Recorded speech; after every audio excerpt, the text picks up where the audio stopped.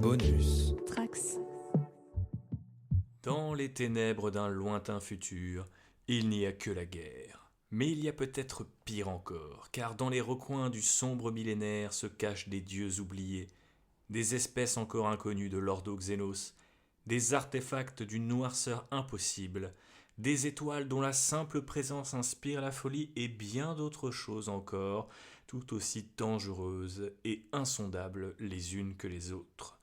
Tapies dans l'ombre, elles observent silencieusement la galaxie en attendant de pouvoir la changer à tout jamais.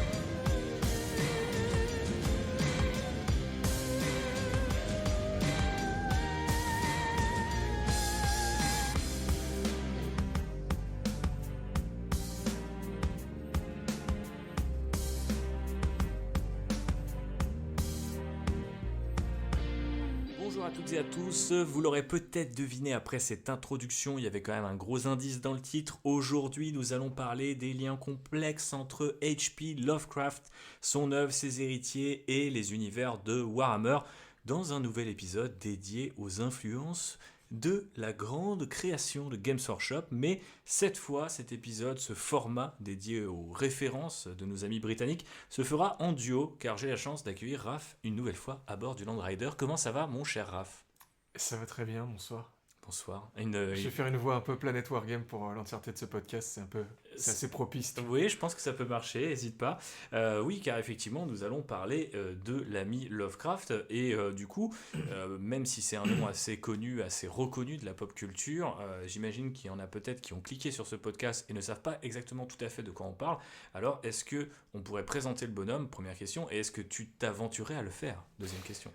Oui, je vais essayer. Alors, on va pas dresser un portrait hyper exhaustif et on va pas vous présenter toute sa vie et son œuvre parce que ce serait trop long, et surtout si vraiment vous ne savez absolument rien de lui, je vous invite à aller sur sa page Wikipédia qui est extrêmement complète. Ok. Mais donc Edward Philip Lovecraft a vécu entre 1890 et 1937 aux États-Unis, dans l'Amérique très profonde, en Nouvelle-Angleterre notamment, et c'est un auteur extrêmement prolifique de fantastique et de science-fiction, qui à l'époque bien sûr n'étaient pas considérés comme tels, mais qui le sont devenus par la suite. Il a inventé beaucoup de choses, beaucoup d'univers, beaucoup d'entités. Il a été cité comme un des pionniers et des pères de la littérature fantastique américaine. Il s'est inspiré lui-même d'auteurs comme Edgar Allan Poe, ou comme notre cher français qui a écrit le Horla. Maupassant. Maupassant, merci. Voilà. Et en fait, c'est un auteur dont les travaux ont été surtout reconnus à titre posthume, comme souvent avec les artistes de cette époque-là. C'est quelqu'un qui a une personnalité un peu controversé, on va y revenir Tout à fait. juste après parce qu'il y a des choses à dire, mais en tout cas voilà, depuis qu'il était enfant, il a toujours eu une constitution faible, une santé fragile. Il a été suspecté très fortement d'être sur le spectre de l'autisme parce que c'est quelqu'un qui a eu beaucoup de tocs et d'habitudes et de routines et qui était très attaché à un certain nombre de choses. Il a eu des problèmes de santé mentale. Il n'a jamais été heureux avec les femmes, il n'a jamais été heureux en famille, en fait il a toujours été dépressif aussi, très misanthrope, a beaucoup rejeté en fait la société dans son ensemble et l'être humain dans son ensemble, mais ça aussi c'est constituant de son œuvre, on en reparlera un petit peu plus, et c'est quelqu'un aussi de profondément athée, et qui a toujours du coup rejeté la religion, et du coup si on veut parler vraiment de son œuvre, c'est quelqu'un qui a créé des mythologies, notamment la mythologie des grands anciens, qui seraient donc des entités, des dieux, appelez ça comme vous voulez, qui auraient créé l'univers, les univers, le monde des humains, mais aussi d'autres mondes, qui sont à l'origine de tout. C'est un peu le mythe fondateur qu'il a sa version du mythe fondateur, et ces grands anciens, ils sont représentés par des traits de personnalité très fantasmagoriques, par des apparences répugnantes ou incommensurables pour l'être humain. Ils sont souvent non euclidiens, enfin des choses comme ça. Euh, Ils vivent dans des dimensions terrifiantes qui ressemblent un peu à la définition chrétienne de l'enfer. Et ils représentent surtout des aspects très noirs de la psyché humaine, mais même de l'ordre naturel en général. Hein. C'est la ruine, la destruction, le malheur, la maladie, les mauvais présages et tout ça et tout ça. Et du coup, ben, Lovecraft a vraiment créé des univers autour de ça. Il a essayé de créer une mythologie aussi avec des lieux fictifs, des personnages fictifs, des ouvrages fictifs qui sont une espèce d'univers partagé comme on dirait aujourd'hui. Ouais, Hein. non, mais Mais complètement. c'est voilà, Ouais. il a créé des personnages et des lieux qu'on retrouve dans plusieurs de ses œuvres, mais qui n'existent pas réellement, comme la ville d'Arkham dans le Massachusetts, et comme le fameux Necronomicon, n'est-ce pas, Tout qui à a fait. été ensuite repris par plein d'autres auteurs et autrices de fantastique. C'est quelqu'un finalement qui est ce qu'on pourrait appeler un trope codifier en anglais. Comment tu définirais ça en français? En français, c'est quelqu'un qui a défini un certain nombre de C'est un canons. pionnier, quoi, Ouais, c'est un quelque part. pionnier et qui a vraiment défini des canons que ensuite beaucoup d'autres auteurs et autrices se sont appropriés pour développer leur propre mythologie. Mais c'est lui qui est à l'origine d'un certain nombre de ces mythes. Et d'ailleurs, ce qui est assez intéressant par rapport à ces mythologies, c'est que elles ont été partagées entre lui, certains de ses contemporains, et ont survécu d'un point de vue littéraire à sa mort, au-delà de pures adaptations. C'est-à-dire qu'il y a un certain nombre de créatures du bestiaire de Lovecraft qui ont été créées après sa mort, en s'inspirant de ses récits, et du coup, ça continue à vivre aujourd'hui, mais c'est vraiment un truc qui, effectivement, fait peut-être plus penser à des courants littéraires du 19e, peut-être même du 18e siècle, où autour d'un auteur un peu démiurge, il y en avait d'autres qui se greffaient, et puis ensemble, ils créaient des trucs. Et ça, je trouve ça super intéressant, et je pense que c'est un peu à l'image, finalement, de l'univers de Warhammer 40 000, ou des univers de Warhammer de manière générale, qui ont été, comment dirais-je, créés par 1, 2, 3 Gus, et puis améliorés par tant d'autres. Mais on fera de toute façon le parallèle entre tout ça dans cet épisode. Il faut revenir avant ça, faire un petit disclaimer sur le côté sulfureux du personnage, comme tu le laissais entendre tout à l'heure. Alors on dit sulfureux, je pense qu'on peut aussi dire explicitement raciste à bien des égards, même si j'ai cru comprendre, je suis moins versé dans la carrière, l'œuvre du bonhomme et sa vie que toi, que cette accusation-là est totalement fondée. Hein. Vous lisez certaines de ses nouvelles, certains de ses écrits, et y compris dans sa correspondance avec d'autres auteurs. Donc, ce qui a tendance un petit peu, quand on veut par exemple séparer l'œuvre de l'artiste, comme on dit de nos jours, c'est un petit peu compliqué quand justement dans sa vie il l'était également aussi. On sent que par contre c'est une évolution, c'est une réflexion en évolution, et qu'il y a certains sujets sur lesquels il a pu, notamment sur le tard en fait, se réveiller un petit peu, revenir dessus. Mais c'est vrai que ça m'avait un petit peu surpris en découvrant son œuvre, ce que j'ai fait relativement récemment, qu'il y a des bouquins où tu te dis ah ouais, c'est quand même vraiment chaud. Et alors parfois c'est imputé à la, entre guillemets, aux mœurs de l'époque ou à la traduction. En réalité, mœurs et traduction mis à part, c'est quand même des fois bien vénère, et peut-être un peu plus loin que j'ai l'impression ce que les gens ont l'habitude d'imaginer quand ils disent ouais, Lovecraft, ouais mais ça va, c'est tranquille. En vrai, il y a 2-3 nouvelles où c'est vraiment pas tranquille. Ouais. Et je pense qu'aussi il y a peut-être une habitude dans le monde, comment dirais-je, de la pop culture et des mondes de l'imaginaire qui est quand même à dominante assez blanche, tu vois. Genre, c'est plus facile pour nous deux de nous dire oh, ça va, ça passe, tu vois, parce qu'on est quand même vachement moins concernés. Mais j'avoue que je voulais faire ce disclaimer sans vouloir tomber dans le cliché du podcaster wokisme, mais je pense que c'est quand même important de remettre les choses dans leur contexte. Je suis pas du tout en train de dire qu'il faut pas se pencher sur cette œuvre, la brûler ou que sais-je, mais je pense qu'effectivement c'est bien de remettre toujours un petit peu une forme de contexte autour de tout ça, et pas fermer les yeux aussi sur certains aspects de son œuvre qui sont quand même clairement là, et alors qu'il y en a d'autres qui sont aussi moins discutés, et ça pourrait être intéressant. Il y a notamment tout un cycle autour d'une créature qui est là présentement dans cette pièce à l'heure où on enregistre ce podcast, parce qu'il était très fan des chats visiblement, et il y a plusieurs de ces nouvelles qui ont un côté beaucoup plus presque un peu conte, animaliste. ouais voilà, c'est ça, et très parfois très naïf en fait, Ouais. ce qui jure complètement avec le reste quand vous lisez parmi les compilations de nouvelles que tu m'avais prêtées justement. Genre je trouve que c'était très marrant, tu passes d'un truc ultra grimdark à les chats retiennent la sagesse de l'univers dans leurs yeux et toi t'es en mode ok qu'est-ce qui se passe en fait. Mm. C'est un peu de salle de ambiance. Mais effectivement du coup pour revenir sur ce côté un peu effectivement controversé du personnage, qu'est-ce qu'on peut en dire finalement et comment toi tu gères ça? Bah, en fait, je pense que c'est hyper important quand on consomme une œuvre comme celle de Lovecraft d'en avoir pleinement conscience parce Mhm. que c'est effectivement contextuel de l'époque, hein. On se rappelle 1890-1937, 2 ans plus tard il se passait un petit événement que vous Ouais. connaissez peut-être, hein, voilà, et l'antisémitisme à l'époque était extrêmement répandu et Mhm. Lovecraft était bien antisémite, Ouais. hein. Dans les correspondances qu'il faisait avec d'autres, il parlait de choses vraiment pas super sympas. Ouais, il y a des Euh, termes aussi, enfin, c'est antisémite, c'est négrophobe, c'est Ouais, tout ce que tu veux, ouais, enfin, à peu près toutes les tares de l'époque, ils voilà. les avaient, quoi. Il y a... Mais en fait, aussi, c'est cette idéologie, parce que c'en est une, Mhm, a inspiré aussi ses écrits. En mhm, fait, la manière dont il percevait le monde lui a aussi permis d'écrire une certaine partie de ses œuvres avec cette vision très, justement, pessimiste et raciste mhm. des choses.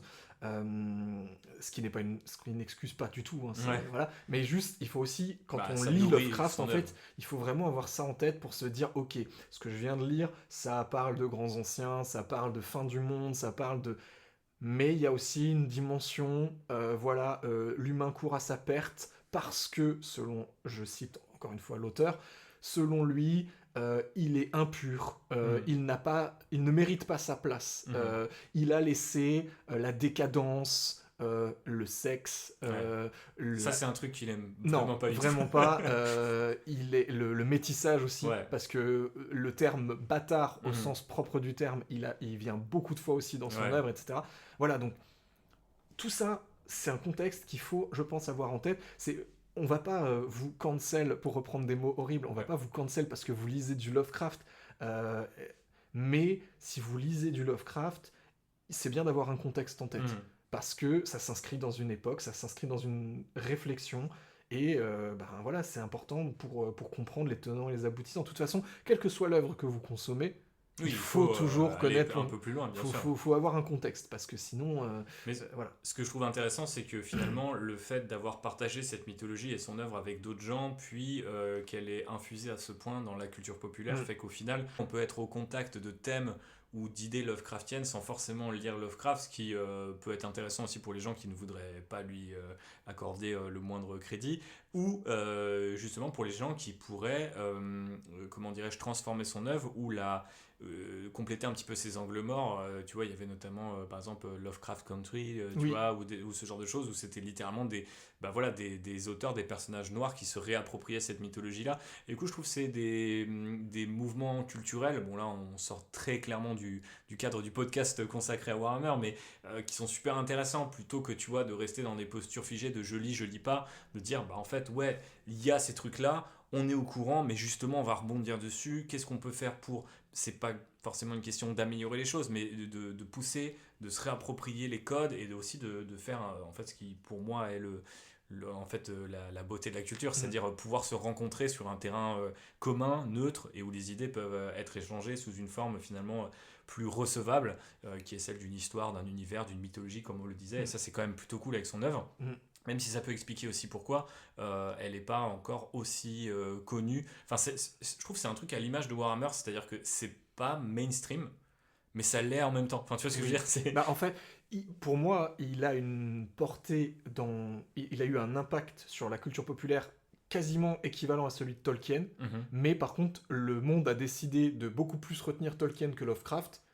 Bon, peut-être parce qu'aussi un des deux gars était un peu moins problématique que l'autre, Ouais. mais Un parce peu que... moins, il y a quand même des choses qu'on pourrait Voilà. dire sur Tolkien. Mais aussi parce que, comme tu le dis, l'œuvre de Lovecraft, elle est plus insidieuse dans ce qu'elle a amené dans la pop culture d'aujourd'hui. Mhm. Et en fait, plein de gens consomment plein de contenus qui contiennent des trucs Lovecraftiens sans forcément le savoir, au même titre que plein de gens consomment des trucs issus des tropes de Tolkien, Mhm. alors que par contre ils savent que les elfes, les nains, les hobbits, Ouais, c'est que c'est la fantaisie, tu mais vois. c'est peut-être aussi, alors là pour le coup, je sais pas, mais je pense que c'est limite imputable à Hollywood parce que je pense que le fait que Le Seigneur des Anneaux est percé sur sur le grand écran dans les années 2000, à une époque où la fantasy était encore vue comme un genre, et c'est plus ou moins toujours le cas aujourd'hui, mais de nerd, de niche, qui marche pas, qui bide, etc. D'ailleurs, en fait, à part Le Seigneur des Anneaux et puis plus tard Game of Thrones, il n'y a pas non plus 50 exemples de réussite planétaire. Mais en fait, du coup, j'ai l'impression que parce que ce truc-là est arrivé auprès du grand public, beaucoup de gens ont retracé jusqu'à Tolkien. Et je pense que vu que cette adaptation des montagnes hallucinées ou tu vois, d'un autre roman ou d'une autre nouvelle de Lovecraft n'est jamais vraiment arrivée, ou alors sous des formes détournées, ou alors c'est horrifique, donc en fait c'est du série B, voire Z, etc. Et il y a tout un truc qui fait qu'en fait, effectivement, cette connexion ne s'est pas faite, ou alors que en fait, un peu à l'image du bonhomme, comme tu disais, c'est beaucoup plus pernicieux, beaucoup plus insidieux, et je trouve ça presque en fait assez fascinant. C'est-à-dire que quand tu t'en rends compte et quand tu le sais, c'est un peu comme il y a quelques années quand t'es fan de Warhammer, c'est-à-dire le gars va faire une référence ou avoir une mallette ou un White Dwarf sous le bras dans la gare, tu sais que c'est une putain de goule, mais limite il se cache sous le manteau. Aujourd'hui, on fait ça à visage découvert, mais à l'époque c'était pas forcément le cas. Et je crois qu'il y a un petit peu de ça avec Lovecraft aujourd'hui, parce que t'as les fans d'Alien, on pourra citer 2-3 œuvres que ça a inspiré au-delà de Warhammer, mais bah voilà, en fait, Alien a plein de thèmes et de design et de choses qui viennent viennent directement de la mythologie Lovecraftienne, qu'elles viennent de l'auteur lui-même ou de ses disciples. Mais et du coup, en fait, il y a plein de gens qui ont vu Alien, mais il n'y a pas forcément des gens qui ont vu les références Lovecraftiennes dans cette œuvre-là, tu vois. Et de la même manière, beaucoup de gens connaissent Cthulhu. C'est devenu une figure emblématique de la pop culture aujourd'hui, je pense. Oui. Mais sur tous les gens qui ont déjà vu une représentation de Cthulhu, est-ce que tous ces gens savent que c'est un personnage qui a été créé par par Lovecraft, pardon. Je suis pas sûr, tu vois. En fait, maintenant t'as du merch avec des icônes de Cthulhu partout, des jeux de rôle, des jeux vidéo. Il y a ça aussi, c'est que c'est plus ou moins dans le domaine public, il me semble. Les droits de succession, c'est un peu flou, un peu comme d'ailleurs un de ses contemporains, c'est Howard Conan le Barbare, tu vois, où c'est des trucs genre il y a des boîtes qui possèdent certains aspects de ces univers mais pas d'autres. Adapter un roman, c'est pas comme adapter des personnages qui apparaissent dans plusieurs romans. Il y a ce problème là aussi du côté univers partagé de l'époque. C'est pas comme si un studio il y a quelques années aurait pu faire un chèque comme par exemple Amazon l'a fait auprès des ayants droit de Tolkien et de dire bah voilà, on récupère ça. Ah oui, mais en fait Warner Bros a déjà ça, donc en fait on peut pas faire des références à tous ces trucs là de l'univers. Sachant qu'en plus Lovecraft n'avait pas de descendance, donc en fait les ayants droit pour quelqu'un qui n'aimait pas le sexe et les femmes, c'est vrai que c'est un peu compliqué. Voilà, donc t'as même pas en plus ce truc de il y a des descendants de Lovecraft qui perpétuent. Il n'y a pas de Lovecraft Estate, quoi. Voilà, donc effectivement c'est très dilué. Mais c'est ça aussi qui rend le truc protéiforme et assez fascinant. Et c'est aussi pour ça que je voulais t'inviter, parce que je pense que les gens l'auront compris. T'es assez, comment dirais-je, versé dans cette œuvre de Lovecraft. Aussi du côté des adaptations, par exemple, je pense, j'ai perdu le nom du mangaka qui adapte. Gutanabe. Et merci beaucoup. Qui du coup a fait un travail complètement zinzin. On sait qu'il y a des personnages de pop culture, enfin des personnages réels, comme par exemple Guillermo del Toro ou d'autres gens. Même Tom Cruise apparemment est un fan hardcore de Lovecraft. Enfin, tu vois, c'est en fait il y a plein de figures qui ont cherché pendant des années à faire émerger cette culture-là, et au final, vu qu'elle est pas, elle a déjà infusé partout, il y a peut-être aussi un côté, c'est assez paradoxal, mais un peu comme Warhammer, c'est-à-dire que le jour où ça sera vraiment mainstream, c'est en train de le devenir. Est-ce que les gens vont vraiment trouver ça dingue? On a vu avec Space Marine 2, les Angelots, là, les gens ils pètent un câble, tu vois. Mais en fait, tu regardes bien des exemples comme ça, il n'y en a pas 50, et peut-être qu'au final, il y a beaucoup de trucs où les gens ils se disent, c'est un super soldat. Un Space Marine par exemple, c'est un super soldat de la même manière que si tu vois des grosses créatures avec des gueules de tentacules, comme tu dis, est-ce que tu reconnais l'influence Lovecraftienne, ou est-ce que au final tu vois juste un démon ou une créature comme tu as pu en voir des centaines et des centaines. Mais bref, en tout cas l'œuvre elle est super riche, et donc ce qu'on va essayer de faire dans ce podcast, c'est de voir si elle a influencé Warhammer de près ou de loin. Et du coup avant ça quand même il faut savoir qu'est-ce qu'on appelle Lovecraftien, parce que on a fait une longue introduction, on est en train de se dire que ça peut prendre plein de formes. Donc toi, comment tu définirais ça? Et comment aussi, il y a une question dans la question, mais on parle parfois aussi d'horreur cosmique, ce qui est plus ou moins un synonyme, enfin, en tout cas pour moi. En fait, l'horreur cosmique, c'est presque devenu aussi un sous-genre de la science-fiction aujourd'hui, mais Lovecraft est encore une fois un pionnier de ce genre-là. Et du coup, qu'est-ce qu'on entend par Lovecraftien? En fait, ça englobe tellement de choses qui vont de trucs aussi bateaux que les zombies, Mhm. à des créatures protéiformes tentaculaires comme Cthulhu. Mhm. Pourquoi ? Parce qu'en fait, comme on l'a dit, son œuvre elle a été extrêmement riche. Il a écrit beaucoup de nouvelles et des fois, juste dans une petite nouvelle de quelques pages, il a réussi à développer des concepts, des mythes, etc. hyper forts. Par exemple, je parlais du zombie, mais il a fait une série de nouvelles Reanimator où c'est le mythe du savant fou qui veut ramener les morts à la vie en leur injectant un sérum. Bon bah ça, c'est devenu un truc, Ouais. un code de film d'horreur que vous avez vu 60 fois, c'est Frankenstein, etc. Il y a aussi le bocal dans le cerveau, je crois, avec celui qui murmure dans les ténèbres. Oui, C'est ça en celui français. qui chuchotait dans les ténèbres. Chuchoter dans les Tout ténèbres. à fait. Et qui est une des premières instances de ce trope-là ou de cet Du archétype-là, en scientifique fait. qui sauvegarde sa Ouais, conscience. c'est ça, qui a un cerveau dans un bocal et qui dirige d'autres trucs. En fait, beaucoup d'imaginaires horrifiques et pulp viennent de ces nouvelles, et elles ont, de ce point de vue-là, parfois bah, des dizaines d'années d'avance sur le reste de la pop culture, en fait. Et c'est vrai que ça rend aussi difficile le lien de parenté, en fait, parce que c'était il y a si longtemps, quelque part, qu'il a créé ces trucs-là, et bien avant qu'on les voit partout, en fait. Oui, puis effectivement, ce qu'il faut rappeler, c'est qu'à l'époque, on le prenait un petit peu pour un fou, Ouais. entre guillemets, au sens propre comme au figuré d'ailleurs, mais je veux dire, ça passait au-dessus des gens. Et Ouais. en fait, le fait que les concepts que lui a inventés soient aujourd'hui devenus des choses que vous retrouvez, que tu citais Alien tout à l'heure, mais il y en a tellement.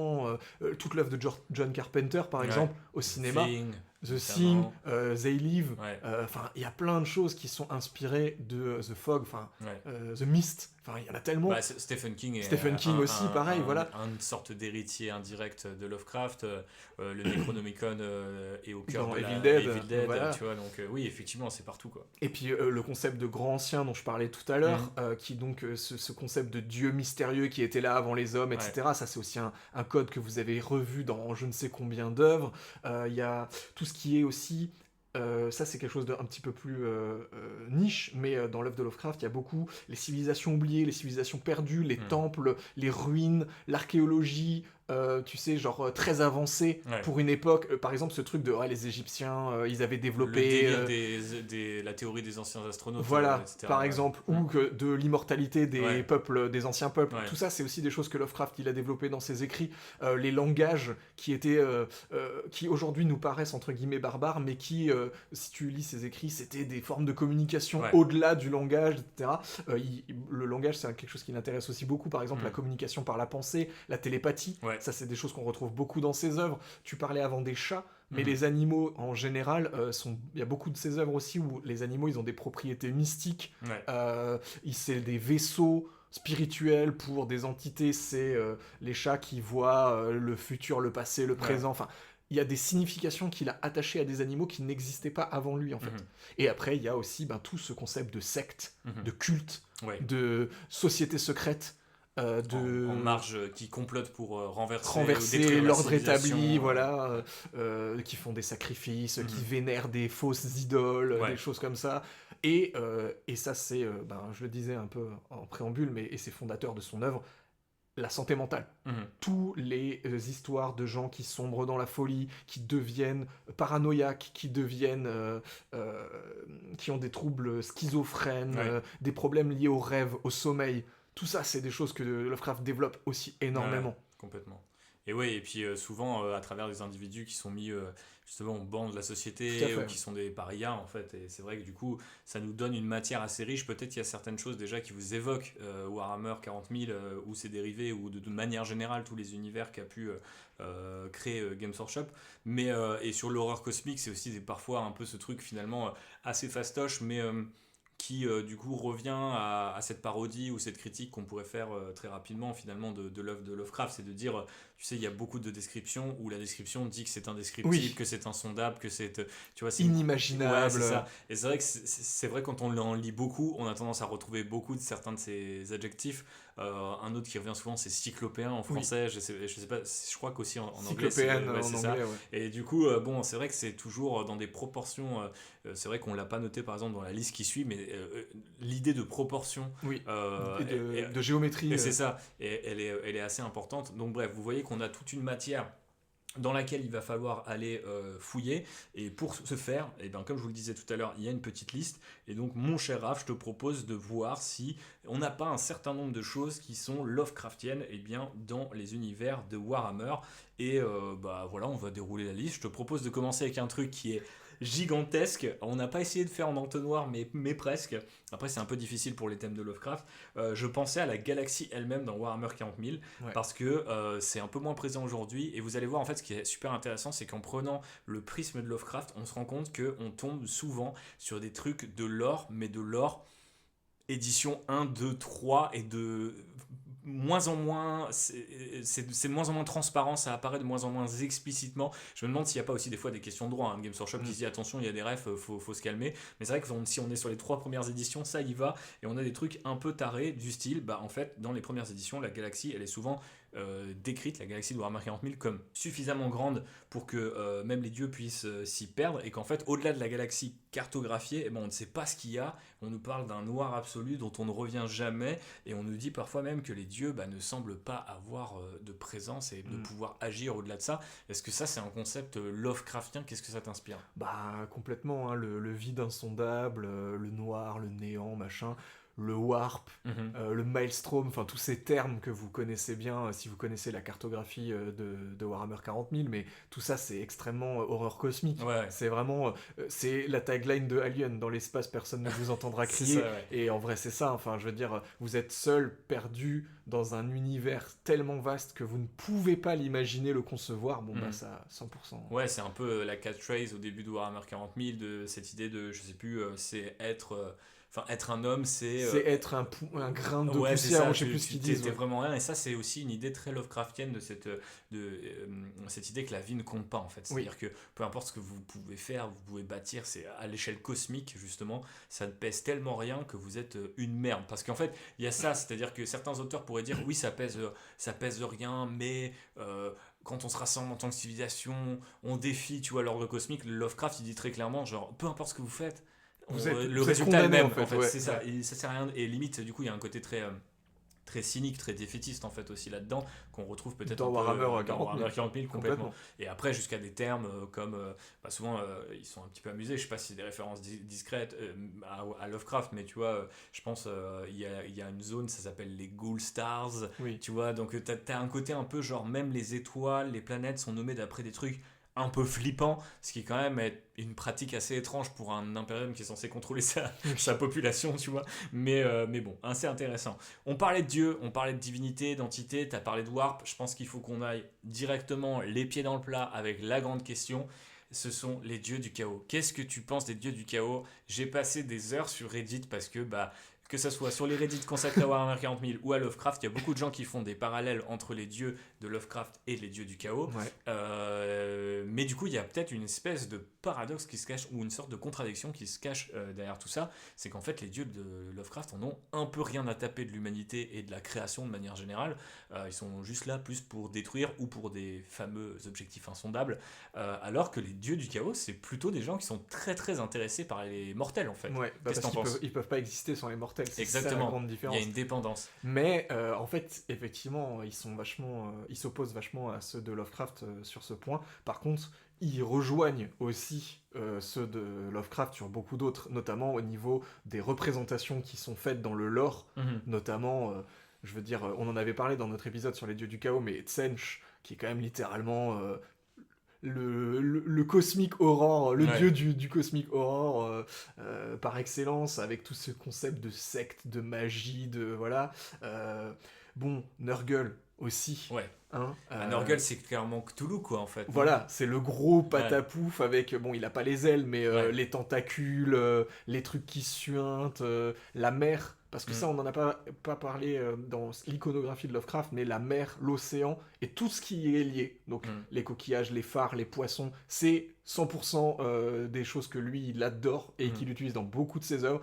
Et ben, Nurgle, typiquement, est un dieu qui est souvent associé avec la mer et l'iconographie marine, je sais pas trop pourquoi. Et je pense que c'est 100%, Mais parce qu'il 100%, y a un moment un designer qui s'est dit mais attends, on a pompé Cthulhu, il faut pomper plus de trucs de chez Lovecraft, tu vois. Bah, les Parce que tentacules, ouais. ouais, il y a toute une gamme d'impression 3D où c'est un gars qui fait de la Death Guard, c'est en mode sous-marine, un Oui. peu Bioshock et slash Lovecraft. Il y a les Magotkin de Nurgle, Age of Sigmar qui ont une flotte, enfin en mode, et ça a toujours été, même Dreadfleet en fait pour Oui, c'est Battle vrai. à l'époque, il y avait vraiment ce côté, les vaisseaux mutés qui sont des espèces de calamars géants et Oui, tout. et t'avais un vaisseau, c'était littéralement un squelette de poisson géant, Voilà, tu sais. ça c'est Enfin, très très très dans l'esprit Lovecraftien. Ça me fait penser d'ailleurs à un des meilleurs épisodes de Love, Death and Robots, la série anthologique, d'ailleurs, dont les créateurs sont passés maintenant sur Prime, et on fait l'épisode Secret Level sur Warhammer 40 000, mais il y a un très bon épisode qui je crois est réel de Tim Miller lui-même, avec des gars qui se font attaquer par des hommes crabes. Je oui, sais pas si tu te souviens de ce je me truc-là. souviens de Et ce ça, truc. c'est typiquement le genre de truc auquel on pourrait associer Nurgle dans le monde de Warhammer, tu vois, en Ouais. mode des hommes crabes chelous.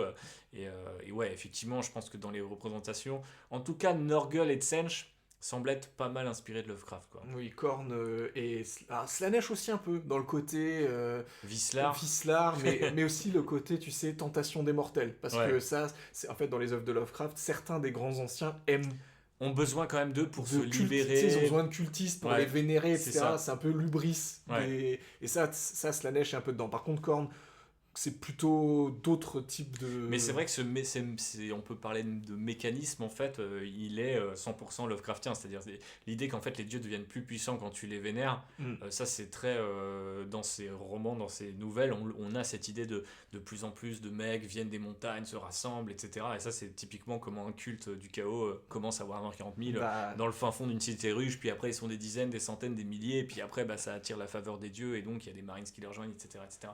Donc ouais, effectivement, je pense qu'on a une logique là qui est très très très Lovecraftienne. Restons dans les dieux, si tu le veux bien, avec les anciens.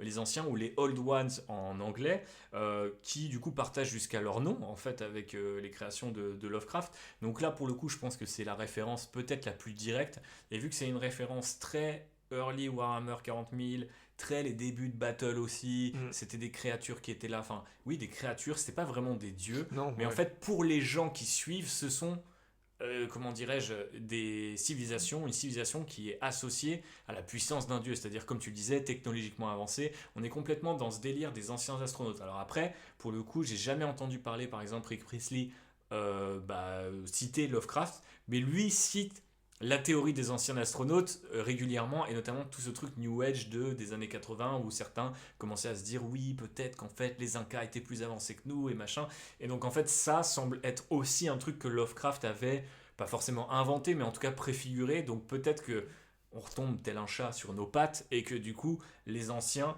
qui sont du coup en plus décrits comme des créatures Saurienne. ouais c'est ça, c'est-à-dire c'est des hommes lézards quoi en Ouais, fait. bah pendant un temps on les confondait avec les slans et enfin Ouais. les slans de Les Battle, grenouilles, ouais, les ouais. grenouilles de l'espace qui a été retcon depuis Age of Sigmar et les Séraphons, etc. Mhm. Mais d'ailleurs il y a toujours aussi les anciens dans le lore d'Age of Sigmar, hein, parce que Ouais, le plan de Croak il est toujours dicté par les anciens. Les anciens, ouais, ouais. Donc Ils ça sont quand même toujours là. Voilà. Effectivement, c'était confondu un temps avec les Slans. Le terme aussi Old Gods est utilisé, notamment j'ai retrouvé des traces dans le JDR Fantasy Battle. Mm. Donc, vraiment pas à Warhammer, le jeu de Fig, mais vraiment dans le JDR, dans le jeu de rôle, on a des traces de tout ça, et ça a été pas mal développé. Il faut dire qu'aussi ça fait un background, enfin il y a eu quantité de jeux de rôle dans l'univers de Lovecraft, comme vous pouvez vous en douter, et notamment autour de l'appel de Cthulhu. Ouais. Donc effectivement c'est une des références quand même qui je pense dans ces dieux anciens, dieux oubliés, qui évoquent tout de suite l'auteur. Et après de la même manière aussi, et ça va faire la transition avec le troisième objet sur la liste, c'est les Old Ones. Ces fameux anciens dieux, ils se battaient contre qui? Ils se battaient contre les Nécrontyres. Et donc les Nécrontyres, c'est ceux qui allaient devenir les Nécrons. Et en tout cas, sous Andy Chambers en V3, eh bien Warhammer 40 000, les Nécrons, ils étaient vachement présentés comme l'incarnation de l'horreur cosmique. Il y a plusieurs interviews, même de l'époque que j'ai pu retrouver quand je travaillais sur mon bouquin chez Fern, où Chambers utilise vraiment ce terme pour décrire les Nécrons. Donc c'est un truc qui, à mon avis, connaissant le bonhomme et son côté bouillon de culture, je pense qu'il a été été pioché ça là-bas. Complètement. Ça a un petit peu disparu depuis parce que les Nécrons parlent, les Nécrons ont des dynasties, les Nécrons s'affrontent, font des alliances, etc. Mais au départ, il y avait vraiment cette idée d'ailleurs que les Cthulhu étaient leurs maîtres et Ouais. non pas des esclaves. Donc là, ils ont renversé cette dynamique-là à partir de la V5. Mais en V3, j'ai l'impression que la civilisation dans laquelle ils Oui. sont issus, les Nécrontyres, et leur affrontement avec les Old Ones, ça c'est complètement Lovecraft, non? Ouais, bah complètement. Et alors, c'est vrai qu'aujourd'hui, les Nécrons, on a plutôt tendance à les rattacher plutôt à l'Égypte, par exemple, au Ouais. pharaon. Enfin, c'est très. Bah, Voilà. on reste dans le côté, les pyramides Civilisation, c'était des voilà, vaisseaux. c'est ça. Mais c'est vrai que les Nécrontyres, et après, même en vrai, même aujourd'hui, dans le lore actuel, les Nécrons, ils ont quand même fait un marché avec des anciens, Mhm. avec des Avec Cthulhu, les Cthulhu, enfin, ouais. avec des Cthulhu, promesse d'immortalité, ils se sont voués corps et âme, c'est le cas de le dire, Ouais. à eux, et ils ont abandonné Leur la enveloppe charnelle, faiblesse de la ouais. chair. Ça, c'est aussi très Lovecraftien, parce Mhm. que j'en parlais tout à l'heure, mais l'histoire de réanimer les morts, de ramener les dépouilles à la vie, Mhm. les Nécrons, c'est aussi ça. Ouais, Enfin, complètement. c'est aussi le zombie de métal, quoi. Enfin, Ouais. il y a ce mythe-là qui persiste à fond. Et comme tu le disais, dans les premières incarnations, par exemple, le codex V3 Necron, que j'ai très bien en tête, enfin, notamment parce que j'avais un copain qui l'avait, et j'avais lu le fluff et tout, et c'était vraiment toujours très mystérieux. Et tu sais, le monolithe, Ouais. l'architecture non euclidienne, Ouais, c'est la ça. pierre noire du monolithe, qui te disait que les humains qui croisaient des monolithes n'arrivaient pas à concevoir comment ils étaient faits, etc. C'est 200% le mythe de Lovecraft, quoi. Est-ce que tu peux définir non euclidien pour Non les gens qui euclidien. nous écoutent et qui savent pas ce que c'est? Oui, parce que donc Euclide était un scientifique grec qui a été un des pères fondateurs de la géométrie telle qu'on la connaît aujourd'hui. Mhm. Et donc on dit que une géométrie que vous connaissez, par exemple un triangle isocèle, si C'est je vous fais euclidien. réviser vos cours, c'est euclidien. Et donc une géométrie non euclidienne, c'est quelque chose qui ne s'inscrit pas Mhm. dans la géométrie d'Euclide, et donc qui est une géométrie Impossible. impossible, Ouais. ou en tout cas que nous ne connaissons pas. Ouais. Et donc c'est des proportions qui nous sont inconnues, donc Ouais. soit extraterrestres, soit qui datent d'avant la définition de la géométrie. Très belle Voilà. explication, je te remercie d'avoir fait cette petite parenthèse. Effectivement, du coup, les Nécrons, on pourrait aller plus loin. Je trouve que même dans le naming de certains personnages, de certaines unités, il y a quelque chose, Oui. comme tu disais, Reanimator, tu vois, ça fait très truc. Enfin, voilà, là c'est Lovecraft. Alors c'est peut-être accidentel, entre guillemets, tu vois, mais en même temps, spécifiquement depuis leur dernière incarnation dans le plastique à partir de la V9, les Nécrons en plus ont ce côté très pulp, années 50, les marcheurs de la guerre des mondes, etc. Donc on est complètement dans cette ambiance-là. Une autre faction dont on pourrait parler en long, en large et en travers par rapport à ses liens avec Lovecraft, peut-être, tu vas me dire ce que tu en penses, ce sont les tyrannides.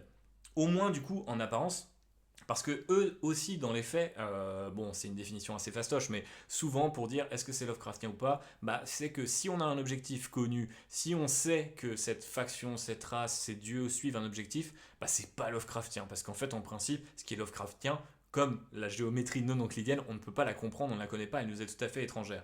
Or, l'Imperium sait que les tyrannides cherchent à dévorer les planètes et à grossir, etc. etc.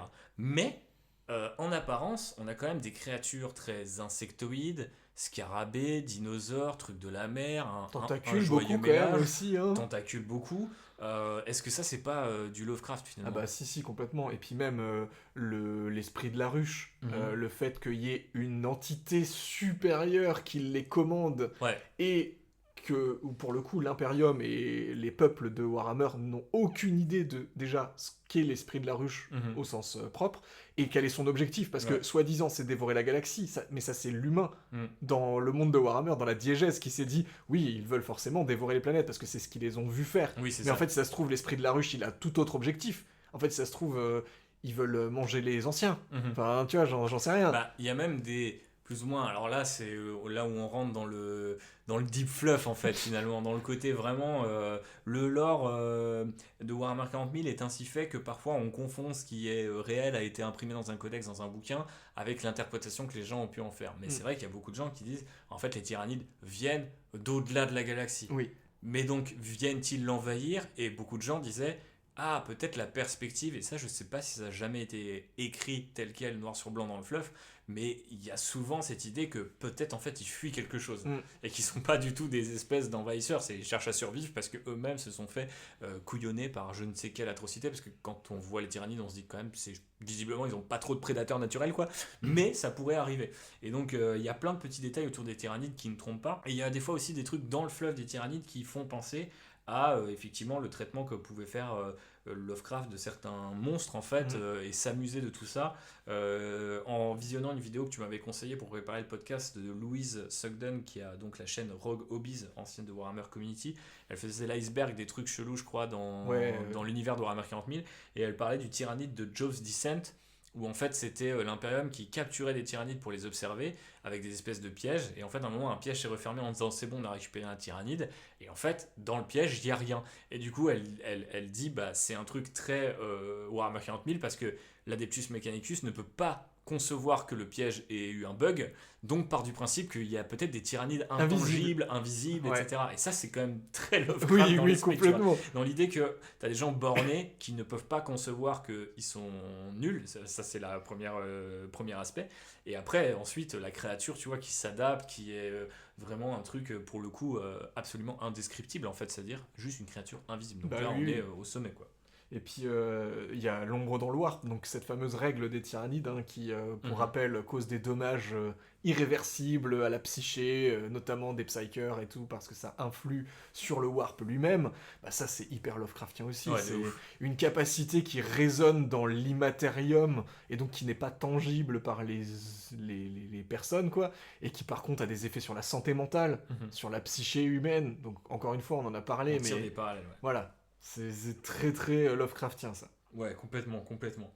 Et tu parlais des effets que ça peut avoir sur nos petites têtes. Il faut peut-être parler de ce qui, à mon sens, est le truc le plus Lovecraftien, en tout cas de Warhammer, si on se tient à Warhammer 40 000, c'est le Cult Gene Stealer. On a parlé des idées de culte, on parlait du chaos, mais finalement le Cult Gene Stealer, donc ce culte qui est une société secrète de mutants, qui se reproduit, qui va infiltrer la société, mais pour mieux la faire tomber, etc.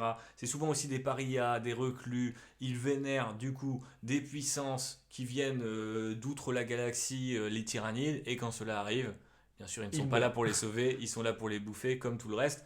Est-ce que c'est pas finalement l'équation Lovecraftienne la plus explicite calée dans Warhammer 40 000 quoi. C'est en fait, Bah, tu prends cette faction, c'est indéniable en fait. c'est ça. Bah là, il y a, ouais, c'est un Il y a tout. bingo. C'est le C'est le bingo. bingo. Parce que ça va même jusqu'à l'apparence. Ouais. Parce que bah, les tentacules, les têtes des Gene Stealers de Imgarl, donc dans le fluff, qui sont ces têtes avec les tentacules qui pendent là, Ouais. et bah ça, c'est l'apparence littéralement de Cthulhu, Ouais. tel qu'il est décrit la première fois qu'on le voit. Puis bah voilà, c'est comme tu le disais, il dresse des statues, il Mhm. vénère des idoles avec l'apparence de l'empereur à, c'est quoi, 6 bras? À quatre bras, ouais. 4 bras, Mhm. bah voilà, ça c'est encore une fois une représentation Ouais. faussée d'une idole, etc. Puis bah voilà, c'est vraiment le bingo Lovecraftien, le culte Gene Stealer, parce que c'est les basses strates Mhm. de la société humaine qui, vu qu'elles sont rejetées partout et que personne ne leur tend la main, décident de se rassembler entre eux Mhm. et de fomenter et de vénérer une entité interdite, etc. Enfin, c'est... On y est. On y est, on est On 200% y est, et dedans. je pense que si vous avez jamais ouvert un codex Gene Stealer Cult, en tout cas depuis qu'ils ont été refaits V7 il me semble, bah du coup vous avez des illustrations qui sont juste à tomber de ce point de vue là, dans des bas-fonds, dans des trucs un peu obscurs, avec vraiment... moi j'ai toujours vraiment trouvé fascinante cette faction, je crois que c'est une de mes factions préférées, il va falloir que je refasse une armée Gene Stealer Cult Non. un jour, même si ça paraît vraiment très difficile, parce que je crois que c'est une des armées les plus coûteuses et les plus dures à mettre sur pied pour le coup, mais vraiment je trouve ça absolument incroyable, et surtout je trouve que en fait c'est peut-être la référence la plus explicite, la plus incarnée aussi, c'est-à-dire que dans la mécanique des règles, dans le lore, dans l'arc de ces personnages-là, etc. Et aussi ouais, dans le style des personnages, comme tu le disais, et puis ouais, enfin tout y est thématiquement, visuellement, etc. Donc on aurait du mal à s'en dépatouiller, mais c'est assez marrant parce que du coup, c'est un peu l'arbre qui cache la forêt, quoi. C'est en mode, tout le monde voit ça, ah ouais, ça c'est Lovecraftien, et en fait on se rend compte qu'il y a quand même beaucoup, beaucoup d'autres trucs, même si c'est évident que c'est un candidat majeur à qu'est-ce qui est le plus Lovecraftien dans Warhammer 40 000. Je pense que la palme sera réservée à nos amis amateurs de quatre bras, mais on peut aussi passer du côté des royaumes mortels pour aller trouver un petit peu du Lovecraftien. Qu'est-ce que tu en penses? Tout à fait, parce qu'effectivement, on a pas mal d'autres références à Lovecraft dans les royaumes mortels, hein. On va en citer quelques-unes pêle-mêle, mais les Idonettes, par exemple, On retrouve la on mer. retrouve la mer, la vénération de tous les entités marines. On a, tu le disais avant, le Magotkin of Nurgle, la flotte de la peste, Ouais. donc avec voilà, les vampirates, donc les contes vampires. Ouais. Pirates qui avaient même une gamme à Battle à un moment donné, enfin certains personnages Vampire à Battle, Coast, voilà, les Vampire Coast avec des traits Davy Jones de Pirates des Caraïbes 2, très Lovecraftien aussi d'ailleurs. Oui.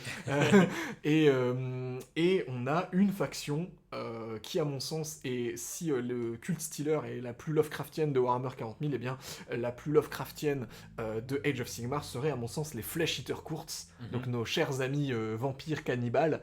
Pourquoi? Tout simplement, déjà d'un point de vue apparence, on retrouve encore une fois plein de traits qu'on retrouve dans la mythologie Lovecraftienne, le côté difformité, le côté paria, reclus, des boyaux, des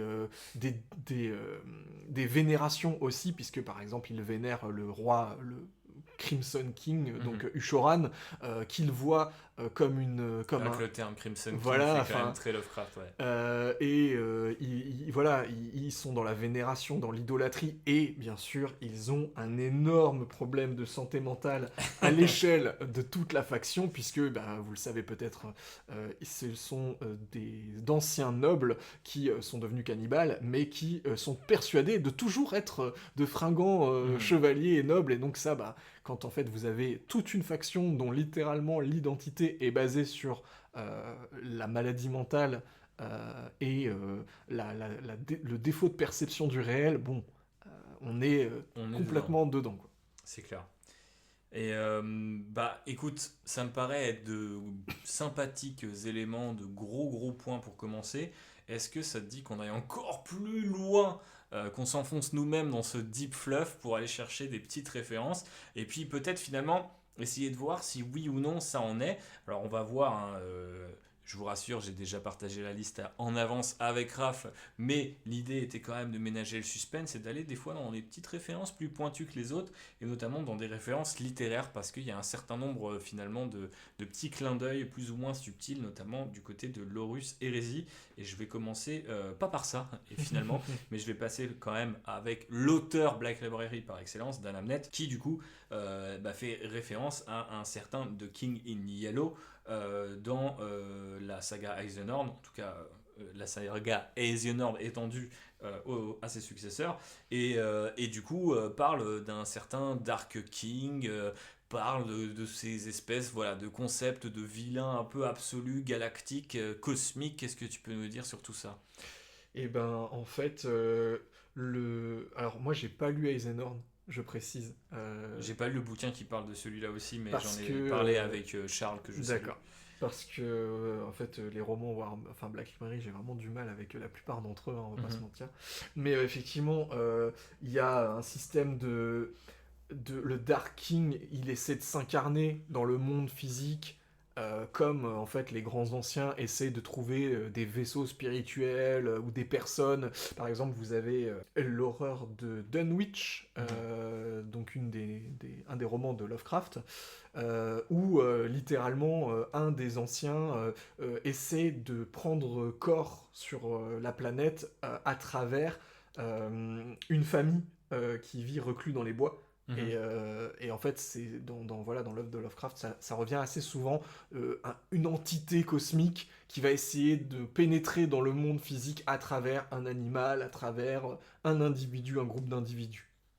Ouais, je pense que c'est effectivement un concept qu'on retrouve pas mal, finalement dans une version plus légère, avec simplement l'idée de possession par les démons, la Complètement. faveur des dieux, etc. Et c'est effectivement ce concept de Dark King fait vachement penser à ces entités Lovecraftiennes qui voudraient, ou qui pourraient s'incarner le temps de quelque chose, puis disparaître, puis revenir, etc. Et c'est certainement une des enquêtes un peu au long cours, un des fils rouges de la saga. Et The Nord, sachant que The King in Yellow, c'est aussi un roman de Robert Chambers à l'origine, qui est aussi un peu mystérieux, etc., dans ces atmosphères, ces ambiances-là. Et donc, on voit qu'en fait, c'est une espèce de multi-référence, quoi. Et Ouais. c'est un peu à l'image de cette matière Lovecraftienne, c'est que souvent, c'est pas forcément une référence directe à un bouquin, ça peut être plutôt une sorte de clin d'œil à tout ce que ce bouquin a amené en matière d'archétype, de fiction et d'imaginaire finalement. Et alors, à l'inverse, du coup, on a des références beaucoup plus directes dans A Thousand Suns. Tu vas m'expliquer ça parce qu'à l'origine, j'avais juste trouvé ces références, mais j'arrivais pas à les expliquer. Donc, on a les Pnacotic Manuscripts. C'est les manuscrits pnacotiques, je pense. Ouais, c'est ça. C'est un adjectif, genre ils sont pnacotiques. Ils sont pnacotiques, ok, pardon. Et on a Al-Hazred. Abdul Al-Hazred dans l'œuvre de Lovecraft. Ok. Alors explique-moi tout ça. Alors, du coup, Abdul Al-Hazred, c'est l'arabe dément dans les écrits de Lovecraft, c'est littéralement l'auteur du Necronomicon. Ouais. Donc c'est lui qui a écrit le fameux livre qui contient le savoir interdit sur aussi bien les anciens que la magie, que les sortilèges, que donc dans Un millier de fils, ça fait complètement sens, hein, puisque on rappelle les Thousand Sons, la magie, vous savez, normalement il y a un petit peu des... Oui. Ça va ensemble, hein.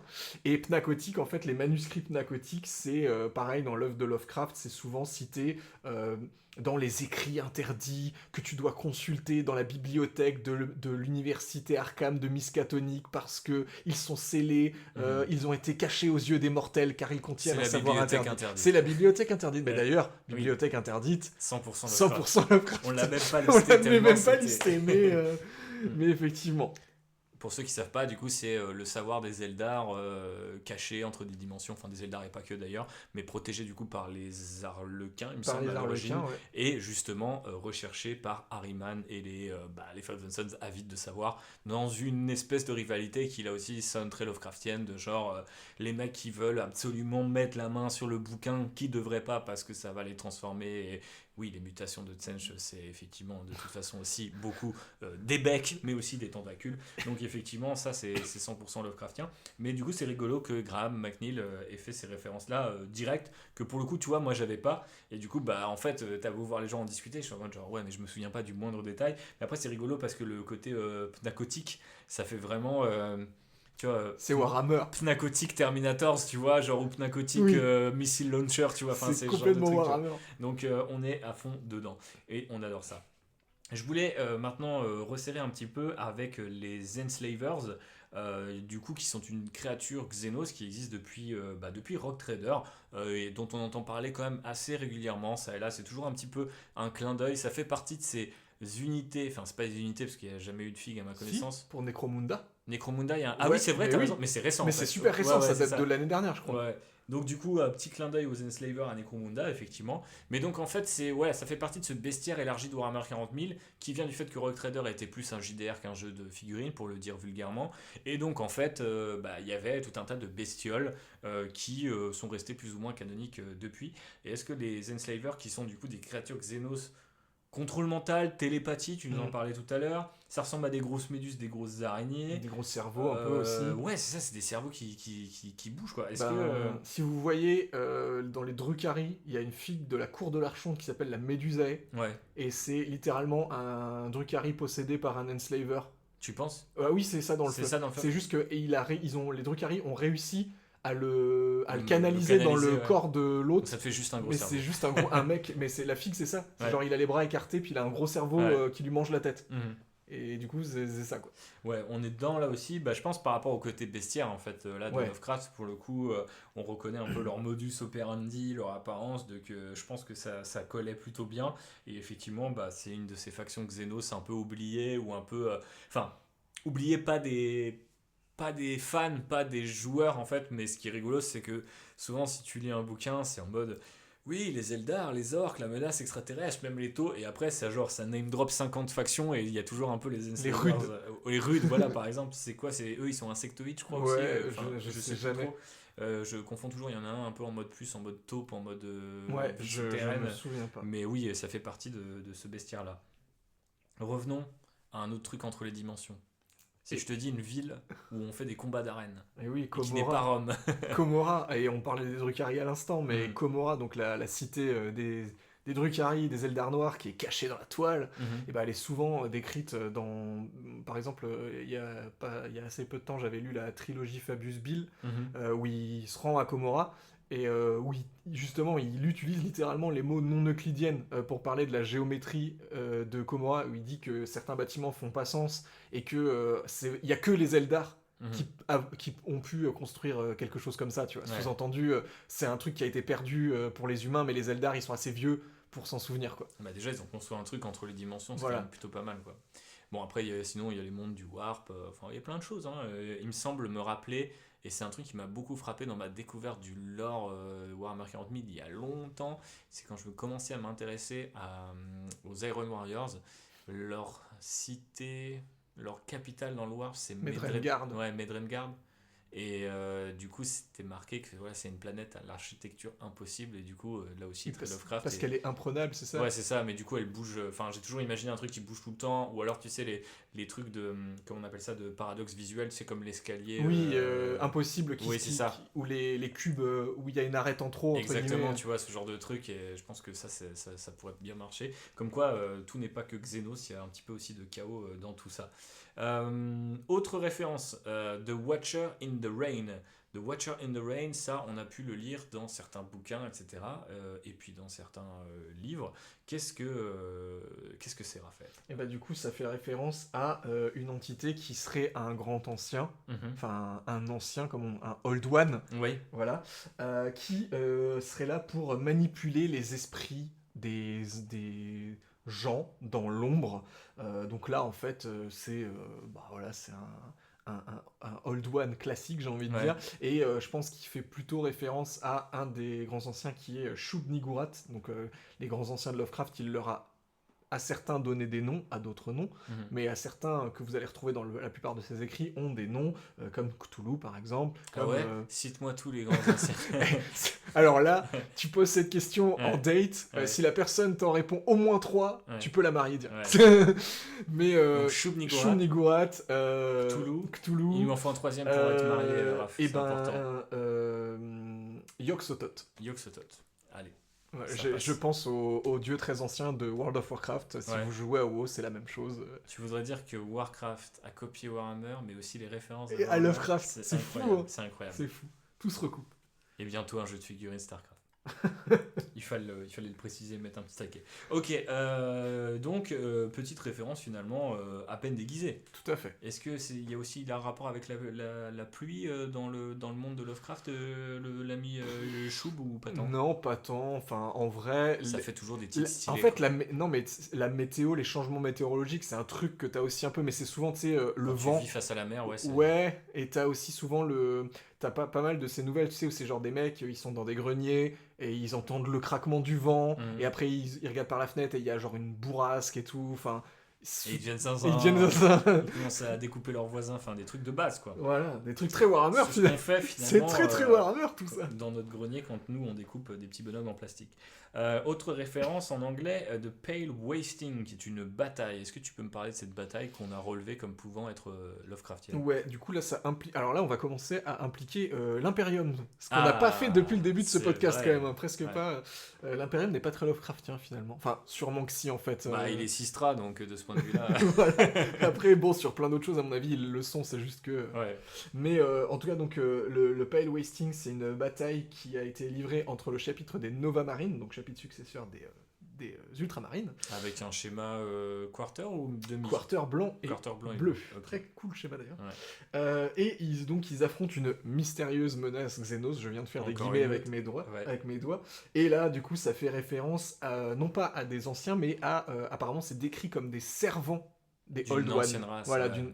Et dans le lore de Lovecraft, il y a les grands anciens. Ils ont une des entités, je sais pas si on peut dire une espèce, qui leur est un peu inféodée, ce qu'ils appellent des Shoggoths. Et c'est alors notamment dans les montagnes hallucinées, vous en avez une très bonne description parce que c'est littéralement au cœur du bouquin, mais en gros c'est des espèces de... ça ressemble à des astrodroïdes de Star Wars, mais pas fait de métal, mais fait de chair, avec des tentacules qui leur sortent de partout, un œil unique, et ils se déplacent un peu en flottant comme ça. Et en fait, du coup, dans cette bataille, les Nova Marines auraient affronté une espèce de Xenos qui ressemblerait à des Shoggoths. Ouais. Bon, on n'a pas de mal à imaginer un truc comme ça dans la galaxie de Warhammer 40 000, malheureusement ou heureusement, je sais pas trop. Mais... Il y a des champignons avec des guns dans un artwork du livre de règles. Donc effectivement, à côté, ça paraît finalement assez gentil. Passons à un truc plus horreur cosmique au sens littéral du terme, puisque je voulais parler de Tyrant Star. Je sais pas si c'est, je crois que c'est l'étoile du tyran, je crois. L'étoile du tyran, ouais. Du coup, l'anomalie du warp qui prend une forme de roche noire qui se déplace en fait, c'est une sorte d'étoile qui se déplace dans la galaxie et qui a déjà été...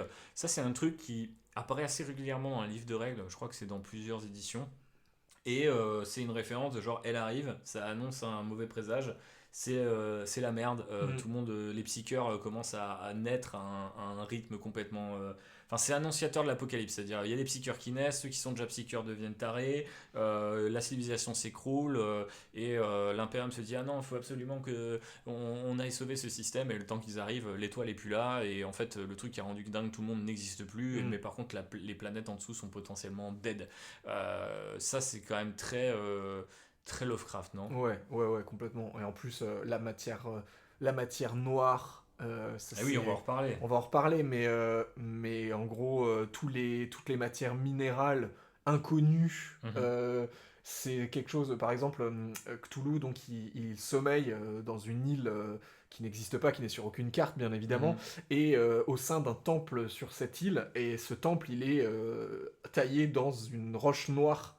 Donc tu vois, typiquement, c'est très, ça aussi c'est très Lovecraftien, et voilà ce truc de présage mystérieux qui rend tout le monde fou puis qui disparaît aussi vite qu'il est apparu, quoi. Enfin, ça c'est très cosmique aussi. C'est très cosmique et ça marche bien, c'est un bon exemple en plus de trucs assez récurrents. Ça fait un peu là on est un peu dans le délire Feldup, Lost Media, quoi. C'est en mode tu connais l'histoire de la Tyrant Star en V6, et ben ça raconté dans tel système, et dans V3 c'est la même histoire mais c'est dans un autre système. Est-ce que c'est deux histoires différentes ou est-ce que l'Imperium s'est trompé ? Enfin, c'est vrai que c'est le genre de truc qui peut générer pas mal de théories, et franchement c'est le genre de petites anecdotes qu'on aime bien, et c'est ça qui est cool quand on est, je pense, quand on bosse sur le narrative à Warhammer 40 000, c'est qu'en fait on peut se permettre ce genre de références, les faire disparaître, les faire réapparaître en mode t'as vu, regarde, petit clin d'œil. Ça marche assez bien. Tu parlais de roche noire, plus connue. Il faut parler de la plus connue d'entre elles, la Blackstone.